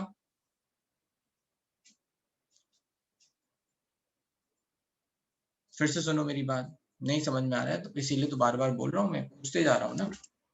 नहीं समझ में आएगा तो मैं हूं ना, मैं बताऊंगा, 10 बार बताऊंगा। पहले तो ये समझो, एक मिनट, क्या हो गया है, पहले तो ये समझो कि ये जैसे मान लो ये दे रखी है 2 स्टेप रिएक्शन, है ना, और अभी जो एक्चुअल में है वही हम लिख रहे हैं, that is first step is slow step and second step is fast step. ठीक है, स्लो स्टेप क्यों इंपॉर्टेंट है, तो मैंने कल एक एग्जांपल दिया था कि तुम और तुम्हारी दादी माँ दोनों लोग अगर बाजार जा रहे हैं, तो रिएक्शन और तुम्हारे पहुंचने की जो स्पीड है वो इस बात पे डिपेंड नहीं करती कि तुम कितना तेज चल रहे हो, इस बात पे डिपेंड करती है कि स्लो स्टेप कैसा है ना, स्लो स्टेप, क्योंकि जैसे ही ये बना उसके बाद तो ये ओवरऑल तुरंत तुरंत बन जाएगा, है ना, तो ये लगातार ये धीरे धीरे बन रहा है और ये लगातार आगे फास्ट जल्दी जल्दी खत्म हो जा रहा है ना। तो जैसे जैसे दादी माँ चल रही हैं, आप कितनी भी तेज चल लो, उनके चलने से ही जो है रेट ऑफ रिएक्शन मतलब मार्केट पहुंचने की आपकी स्पीड पता चलेगी। ठीक है, सो फॉर कॉम्प्लेक्स रिएक्शन जो रेट डिटरमाइनिंग स्टेप है, जहां पे एक्चुअल में कुछ चीजें हो रही हैं, कितनी फास्ट रिएक्शन खत्म हो रही है, वो इस बात पे डिपेंड करता है कि स्लो स्टेप कितनी जल्दी खत्म हो जा रहा है। अब स्लो स्टेप में क्या हो रहा है देखते हैं। अब ये स्लो स्टेप एक एलिमेंट्री स्टेप हो गया, सिंगल स्टेप रिएक्शन, है ना। ये स्लो स्टेप क्या हो गया, एक एलिमेंट्री स्टेप, सिंगल स्टेप हो गया, केवल इसकी बात कर रहे हैं। तो कॉम्प्लेक्स रिएक्शन को भी तोड़ लिया, है ना, सिंगल स्टेप में। अब यहाँ पे देख रहे हैं, यहाँ पे क्या हो रहा है, तो यहाँ पे जो रेट है वो किस पे डिपेंड करेगा, आपका CH3 इस पे RX पे डिपेंड करेगा। तो हमने यहाँ पे एक ही मॉलिक्यूल है, so we have written rate is nothing but KRX। ठीक है, ये हमने लिख दिया यहाँ पे। तो इससे हमें ऑर्डर मिल गया फर्स्ट, वो ऑर्डर 1 भी आता है, आता भी 1 है, एक्सपेरिमेंटली भी 1 आता है। ठीक है, ये मैं बता चुका था, सिंपल स्टेप के लिए ऑर्डर स्टोकियोमेट्री के बराबर होता है। तो यहाँ पे हमें ऑर्डर मिल गया, मॉलिक्यूलरिटी मिल गई, मॉलिक्यूलरिटी क्या हो जाएगी 1, आपने लिख लिया होगा ना SN1 में, इतना सर ने लिखा दिया होगा ना मॉलिक्यूलरिटी 1, नहीं लिखा है? ठीक है, तो सर ने आई थिंक वो टाइप्स ऑफ रिएक्शन ही पढ़ाया है, उनमें डिटेल में थोड़ा डीप में नहीं पढ़ाया, उन्होंने बस ऊपर ऊपर से बताया होगा कि न्यूक्लियोफिलिक रिएक्शंस होती हैं, बस इतना। हाँ, तो जब आपका एल्काइल हैलाइड स्टार्ट होगा चैप्टर, उसमें बताएंगे, ठीक है। और प्रिपरेशन ऑफ हाइड्रोकार्बन में भी है, मतलब रिएक्शन ऑफ हाइड्रोकार्बन में थोड़ा बहुत आएगा, कहीं कहीं पे आएगा, राइट। एनीवे ये हो गया। हाँ।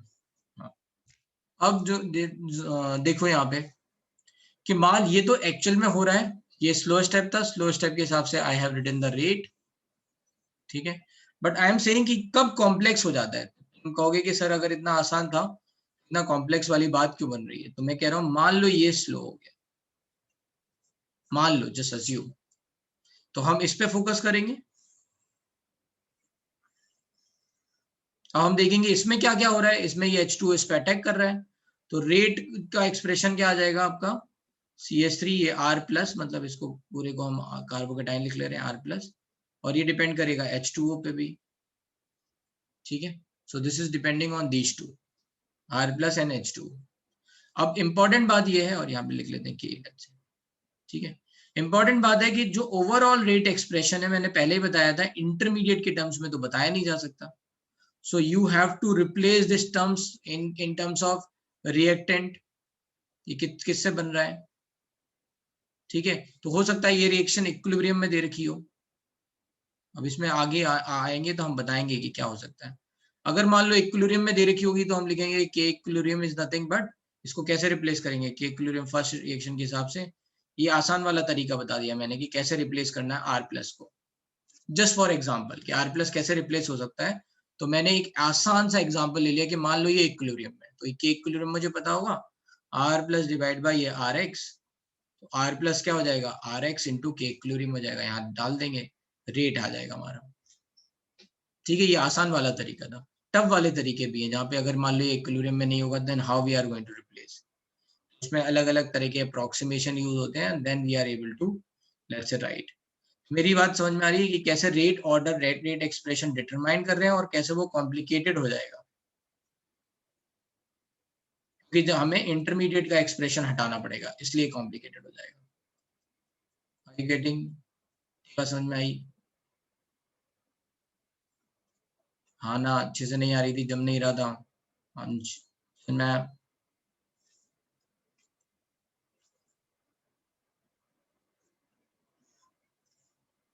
पूरा अच्छे से समझ में आ गया, ठीक है। हाँ एक बार वापस बताते हैं। देखो पहले मैंने एक एग्जांपल लिया, मैंने कहा कि देखो कॉम्प्लेक्स रिएक्शन का मतलब क्या है। कॉम्प्लेक्स रिएक्शन का मतलब है एक से ज्यादा स्टेप में रिएक्शन हो रही हो। अगर मान लो मुझे ओवरऑल रिएक्शन लिखनी होती है इसकी, है ना, इसी रिएक्शन की ओवरऑल रिएक्शन लिखनी होती तो मैं क्या लिखता, ओवरऑल रिएक्शन क्या होती, ये इंटरमीडिएट जितना बना उतना खत्म हो गया, है ना। तो यहाँ पे यूज क्या क्या हुआ, है ना, अभी मैं इसको पूरा RX लिख ले रहा हूँ, है ना, RX plus H2O forms ROH, ये तो ओवरऑल रिएक्शन हो जाती है, ठीक है। अब मुझे इसमें इस रिएक्शन में पता है कि पहला स्टेप स्लो है, दूसरा स्टेप फास्ट है, ठीक है। तो फिर मैंने क्या किया, जो स्लो स्टेप है वो मेरा रेट डिटरमाइनिंग स्टेप है, रेट डिटरमाइनिंग स्टेप, है ना, इसीलिए नाम दिया गया उसका, slow step is called rate determining step. तो रेट एक्सप्रेशन स्लो स्टेप के हिसाब से लिखा जाता है, तो रेट लिख लिया K इंटू RX, ठीक है। ये एलिमेंट्री स्टेप रिएक्शन मान के, सिंगल स्टेप रिएक्शन है पूरी, है ना, इसको मान के यहाँ पे रिएक्टेंट क्या है, केवल ये RX है ना, तो रेट क्या होगा K RX, ठीक है। तो फिर लिख दिया फर्स्ट ऑर्डर रिएक्शन हो गई, मॉलिक्यूलरिटी 1 हो गई। तो ये तो सबसे सिंपल वाला केस था, ठीक है। यहाँ जो RX है वो चेक कर लिया कि वो ओवरऑल रिएक्शन में आ रहा है या नहीं, कहीं ये इंटरमीडिएट तो नहीं है, तो चेक कर लिया कि भाई ओवरऑल रिएक्शन में ये RX आ रहा है, ठीक है। इतनी बात समझ में आ गई। अब मान लो मैंने हाइपोथेटिकली मैं बोला कि मान लो ये स्लो स्टेप होता तो क्या प्रॉब्लम आ जाती, ये स्लो स्टेप हो जाता तो ये वाला स्टेप से, है ना, एज ए एलिमेंट्री स्टेप मानते, फिर यहाँ पे रेट लिखते, rate is going to be K क्या क्या रिएक्टेंट टकरा रहे हैं यहाँ पे, तो ये R प्लस इंटरमीडिएट टकरा रहा है और ये H2O टकरा रहा है। अब इंपॉर्टेंट बात है कि rate overall rate expression it can not be expression in terms of intermediate, तो इसको हटाना है, ठीक है, we have to replace it. तो देखना पड़ेगा कि इसको कैसे हटाएंगे। तो एक मेथड मैंने बता दिया सिंपल वाला कि मान लो ये पहला स्टेप इक्विलिब्रियम है, तो आई कैन डायरेक्टली राइट, है ना, कि इक्विलिब्रियम मुझे पता है, equilibrium constant for this reaction, just imagine. तो आई कैन राइट कि equilibrium is nothing but R plus ion की कंसंट्रेशन डिवाइड बाय Rx। तो R प्लस आयन की कंसंट्रेशन क्या हो जाएगी, K इक्विलिब्रियम इनटू Rx। बस इसको मैं यहाँ डाल दूंगा तो मेरा रेट आ गया फिर से, ठीक है। तो rate is going to be, तो फिर रेट क्या बन जाएगा, rate is going to be K into K equilibrium Rx H2O, ठीक है। तो ऐसा कुछ बन गया, then I can write this is a new equilibrium, new rate constant, let's say K dash, और ये आ गया। ये एक तरीका हो गया बताने का, मैंने सिंपलेस्ट केस ले लिया है। और डिफिकल्ट केस में क्या हो सकता है कि मान लो ये इक्विलिब्रियम स्टेप ना हो, फिर वहां पे यूज करते हैं स्टेडी स्टेट अप्रोक्सीमेशन। आगे देखेंगे ये सब चीजें, पढ़ाएंगे, है ना, ये तो बस समझदारी के लिए बता रहे हैं ये सब। फिर वहां से क्या करेंगे, आर प्लस के टर्म को एलिमिनेट करेंगे और फिर रेट लिखेंगे, इसलिए वो जो टर्म्स हैं वो थोड़े कॉम्प्लेक्स हो जाते हैं, कॉम्प्लिकेटेड हो जाते हैं। आगे समझ में भाई कोई है जिसको अभी भी नहीं आया?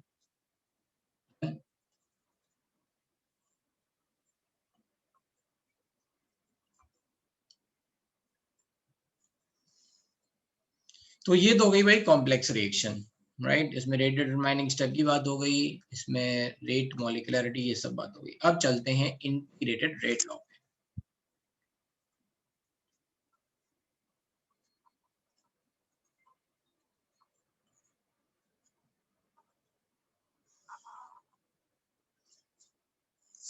ठीक है, और इंटीग्रेटेड रेट लॉ में हम समझेंगे सबसे पहले zero order kinetics,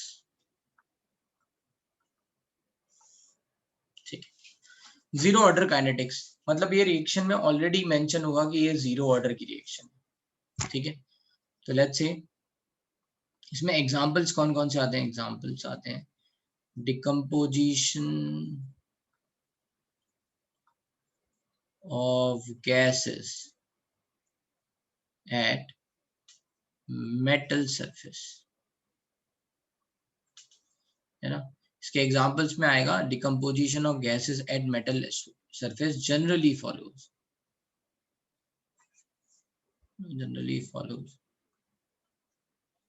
zero order kinetics, ठीक है। तो हमने ये देखा हुआ है, लेट्स से वी हैव सीन कि NH3 जो है लेट्स से इज ब्रेकिंग इनटू, लेट्स से 2NH3 breaking into N2 plus 3H2, तो ये हो गया है ना प्लेटिनम सरफेस। दूसरा एग्जांपल भी can say that let's say HI 2HI, है ना, is breaking on platinum surface, let's say H2 plus I2, ठीक है। एक हमने थर्ड रिएक्शन ये भी देखी थी, photochemical reaction H2 plus Cl2 in presence of H2 is forming 2HCl, है ना। तो इसमें क्या आ रहा था, इसमें अगर हम देखेंगे ये सब जीरो ऑर्डर के एग्जाम्पल है, और भी बहुत सारे हो सकते हैं, ठीक है। ये कुछ ऐसे ही है just to get some idea, ठीक है। ये जीरो ऑर्डर काइनेटिक्स फॉलो कर रहे हैं। तो अगर मुझे रेट लिखना होगा यहाँ पे, तो रेट क्या हो जाएगा, रेट हो जाएगा KNH3 की पावर 0, यहाँ पे रेट क्या हो जाएगा KHI पावर 0, यहाँ पे रेट क्या हो जाएगा KH2 की पावर 0 एंड Cl2 की पावर 0, ठीक है। तो ऐसे कुछ एग्जांपल हम देख सकते हैं, ठीक है। अब चलते हैं जीरो ऑर्डर काइनेटिक्स पे थोड़ा और। मान लो एक जनरल रिएक्शन लिखते हैं, let's say A gives B, simple सी reaction. If A gives B follows zero order kinetics,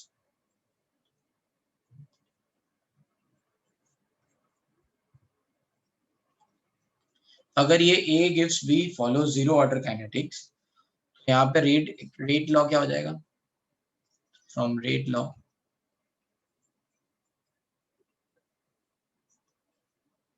from rate law expression we can say rate is nothing but k a की power 0. सही है.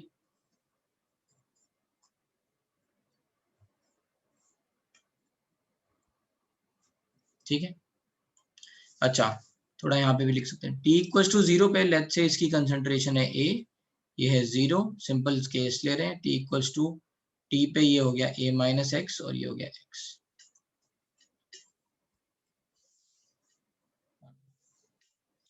t equal to 0 पे मान लो initially हमने केवल a लिया है, b 0 है और t इक्वल टू t पे ये कुछ अमाउंट x अमाउंट जो है वो कंज्यूम हो गया जिससे x अमाउंट b बन गया. रेट एक्सप्रेशन ये हमेशा आपको ये याद रखना है, यही करना है, फॉलो भी यही करना है क्वेश्चंस में शुरुआत में ऐसे ही जाना है. रेट क्या होता है? अब रेट हम लिख सकते हैं rate is nothing but we can write minus D A by D t. We can also write d B by D t, है ना, प्लस. तो let's say minus D A by D t हम ले रहे हैं यहाँ पे. तो यहाँ पे क्या हो जाएगा? Minus D A by D T is nothing but के, बस डी टी ए की पावर 0 है तो इसे हटा दिया. Can we write minus dA is nothing but k dt. Now let's integrate. ये a क्या है? अच्छा, ये a क्या है? dA by dt का मतलब क्या है यहाँ पे? ये a है concentration at any time t, है ना? At that any instance t पे को जो भी concentration आएगी उसके हिसाब से instantaneous rate लिख सकते हैं. तो do not forget, है ना, ये क्या है? Concentration at any time t, है ना, ये ब्रैकेट में है. तो जल्दी जल्दी में ऐसे लिख लेते हैं ना बिना ब्रैकेट वाला. डू नॉट फॉरगेट कि ये कंसंट्रेशन है. कहां से कहां तक कंसंट्रेशन चेंज हो रही है? तो इनिशियल कंसंट्रेशन से फाइनल कंसंट्रेशन चेंज हो रही है, लेट्स से, है ना. C not is initial concentration of reactant and Ct is nothing but the final concentration of reactant at T. ठीक है, तो बस इसका मतलब क्या, इनिशियली टाइम 0 था, कहां से कहां तक T तक. इसको भी इंटीग्रेट कर लेते हैं. ठीक है, ये क्या आ जाएगा माइनस. अब इसका इंटीग्रेशन डीए का क्या होगा? ए ही बनेगा, है ना. कहां से कहां तक? सी नॉट से C t, is nothing but equals to के टी. ये क्या हो गया? C T minus C not, minus sign इधर, इक्वल्स टू के टी, है ना. Upper limit minus lower limit, सही है ना, मैं गलत तो नहीं कर रहा हूँ. ठीक है, तो C T minus C not equals to के टी. तो क्या बन गया? C not minus C T equals to के टी, और you can say C not equals to C T plus K T, या फिर सी टी इक्वल्स टू उल्टा C T equals to C not minus के T. अब मैं क्या कर सकता हूँ, ये बहुत important, this is the rate, this is the let's say zero order kinetics expression. तो मुझे किसी भी टाइम टी पे कंसंट्रेशन पता चल जाएगी अगर मुझे रेट कांस्टेंट पता है.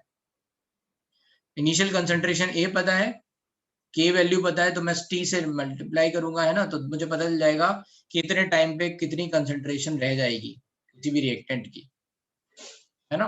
Time I can calculate. Confusion वहां तक फिर से देख लो क्या किया है अपन ने.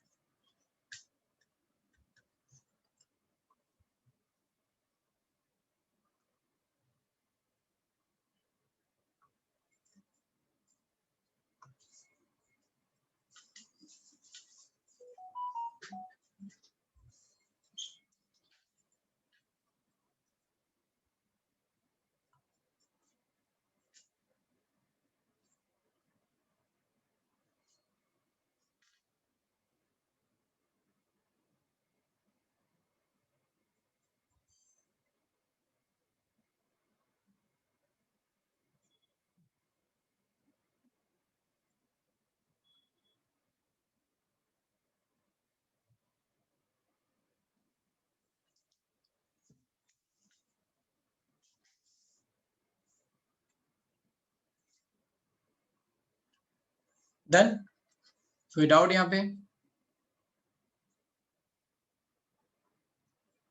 ठीक है, हमने बस लिमिट लगाई और ये हो गया। अब इसी बात में इसको कैसे समझ सकते हैं, फिर से मैं बता रहा हूँ, अगर मुझे रेट कांस्टेंट पता है, ठीक है, तो मुझे सीटी पता चल जाएगा, या फिर मुझे सीटी पता है तो मुझे रेट कांस्टेंट पता चल जाएगा, ठीक है। तो ये वेरिएबल हो गए यहाँ पे।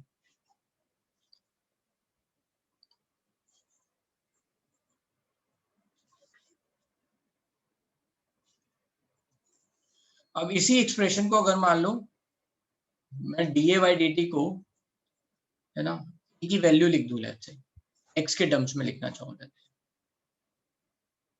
और आई कैन राइट, फिर यहीं पे लिख सकता हूँ लेट्स से, ठीक है। ct क्या है, ct is nothing but a minus x, C naught क्या है, a माइनस के टी, a से a कैंसिल हो गया, तो k t is nothing but x,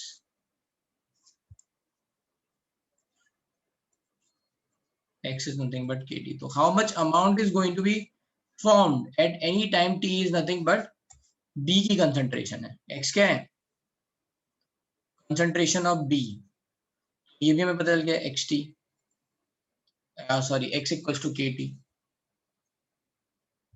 ठीक है, ये भी हमें पता चल गया। और इसको एक और तरीके से कर सकते हैं, है ना, और जो कभी आगे कभी काम आएगा, अगर मैं यहाँ पे minus D A by D T को ऐसे लिख लूँ, डी ए क्या है, किसी भी टाइम पे what is the change in concentration, so I'm going to write minus dA by dt is nothing but, और let's say I can write dV by dt, dA by dt को कैसे लिख सकते हैं, एक बार फिर से लिख देते हैं, so this is d a minus x minus a by dt, है ना, a final minus a initial यहीं पे लिख दिया चेंज के लिए, राइट, dA कितना डेल्टा चेंज आएगा a में, राइट, या फिर dV by dt लिख दिया, dV by dt what is the value of dV, that is x, ये हो जाएगा dx by dt, और फिर इसको इंटीग्रेट कर दिया इक्वल्स टू k,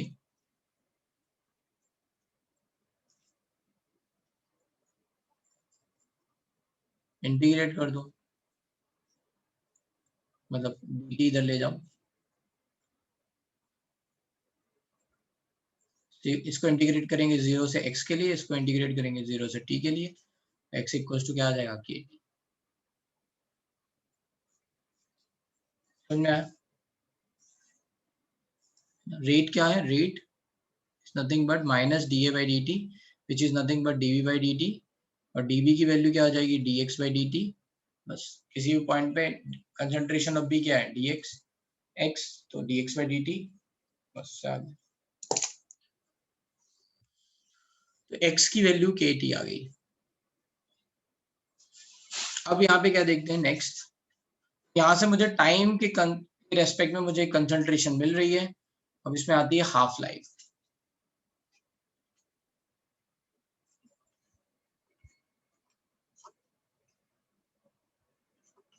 है ना, time in which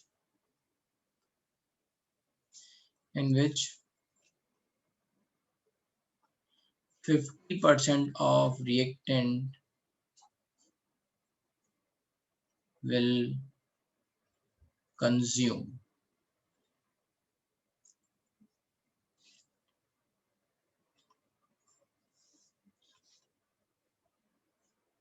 one by two, T half, 1/2 लिखा है सिंबल, इसको टी हाफ या फिर और टी 50% भी बोलते हैं, 50%, इसका मतलब time which 50% of reactant will consume, ठीक है, कंज्यूम याद रखना है, कितना खत्म हो जाएगा, अगर टी 100% बोला गया इसका मतलब क्या हुआ, 100% कंज्यूम हो गया, रिएक्शन कंप्लीट हो गई, तो टी हाफ पे क्या होगा, एक minute, what will happen at t half, at t half, at t half ct will be c naught by 2, So we will write C naught by 2 equals to C naught minus K T half. ठीक है, तो ये इधर गया, ये इधर गया, and K T half is nothing but C naught minus C naught by 2, which is nothing but C naught by 2. आधा रह गया. T half is nothing but C naught by 2K. यहाँ पे नोट, ये इंपॉर्टेंट है, this is the formula, very very important. But यहाँ पे एक नोट भी है, note that half life of zero order kinetics, order reaction, is proportional to initial concentration. ठीक है, ये किस पे डिपेंड कर रहा है? आपका इनिशियल कंसंट्रेशन पे डिपेंड कर रहा है. तो अगर मान लो अगर आपकी इनिशियल कंसंट्रेशन ज्यादा है तो हाफ लाइफ भी ज्यादा टाइम में आएगी.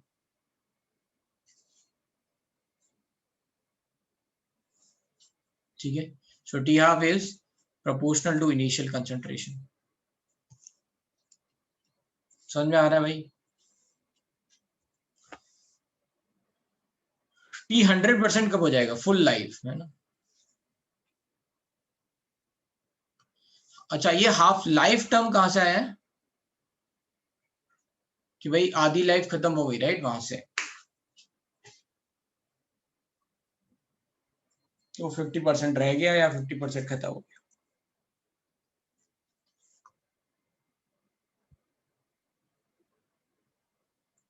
बस, यस करेक्ट राज. अगर मैं फुल लाइफ की बात करूं या टी 100% बात करूं, है ना, कंप्लीशन ऑफ रिएक्शन,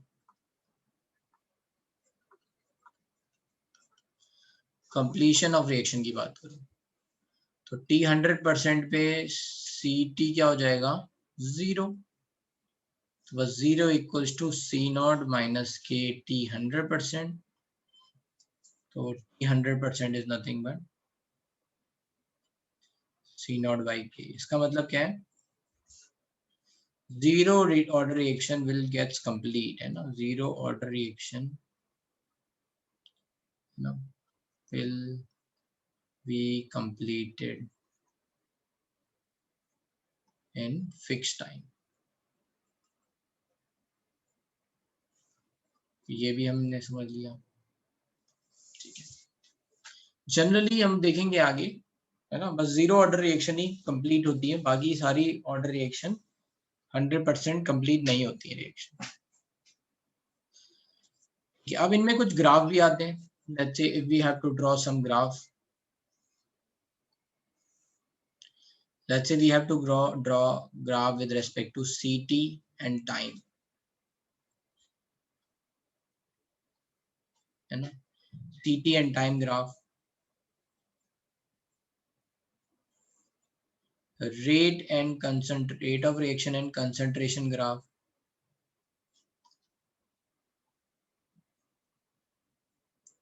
है ना. तो आपको ड्रॉ करने हैं. let's say x versus, है ना, concentration of reactant at time t. ठीक है, CT क्या है? concentration of product, not reactant. ठीक है, concentration of reactant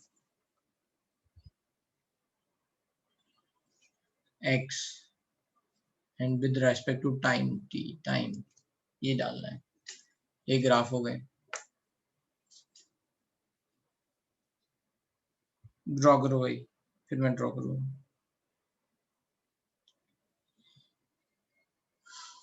सिंपल है, इक्वेशन देखते जाओ और बनाते जाओ.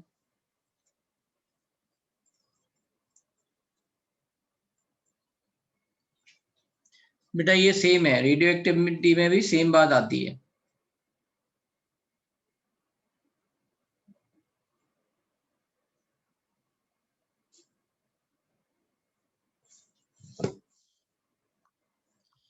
है ना, सेम.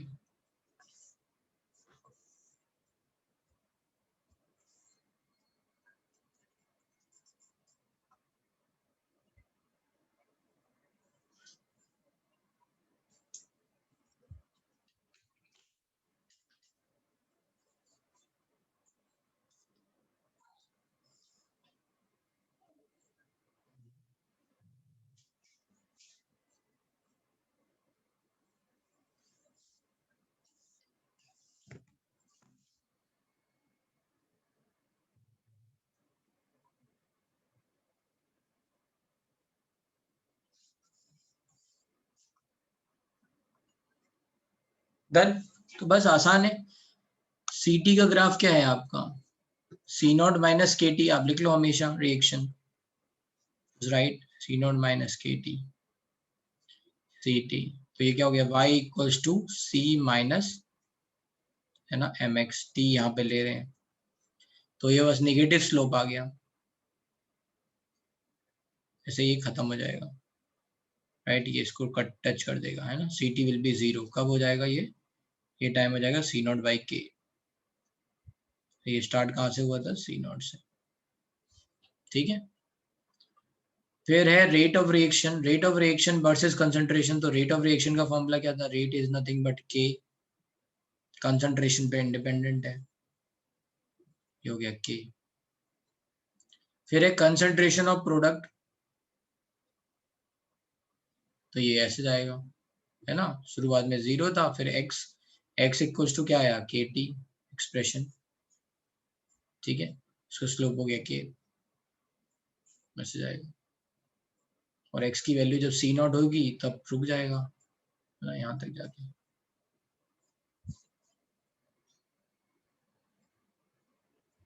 बस हो गया ये ग्राफ।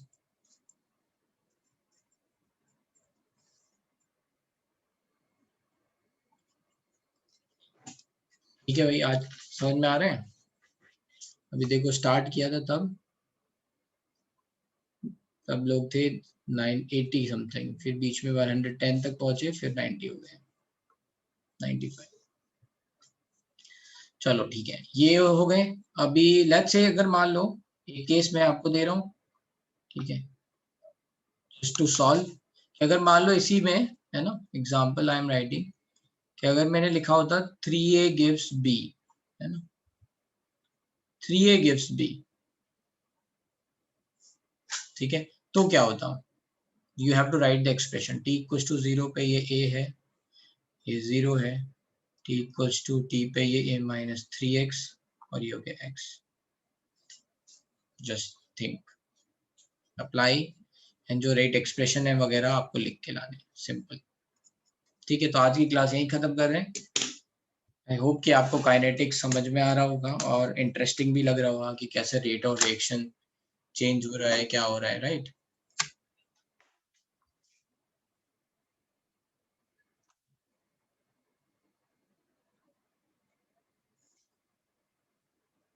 करेक्ट राज, यस।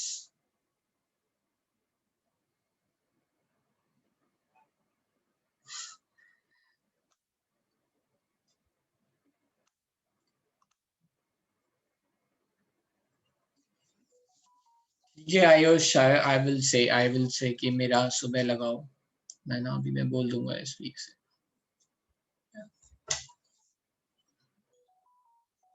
जीरो ऑर्डर है, हाँ भाई ये जीरो ऑर्डर है, मैं लिखना भूल गया, लिख लो जीरो ऑर्डर। ठीक है चलो, ओके, दैट्स इट। कोई डाउट तो नहीं है किसी को? हाँ, बाकी लोग जा सकते हैं। Hello sir, sir 1 minute scroll up कीजिए ना वो ग्राफ के ऊपर।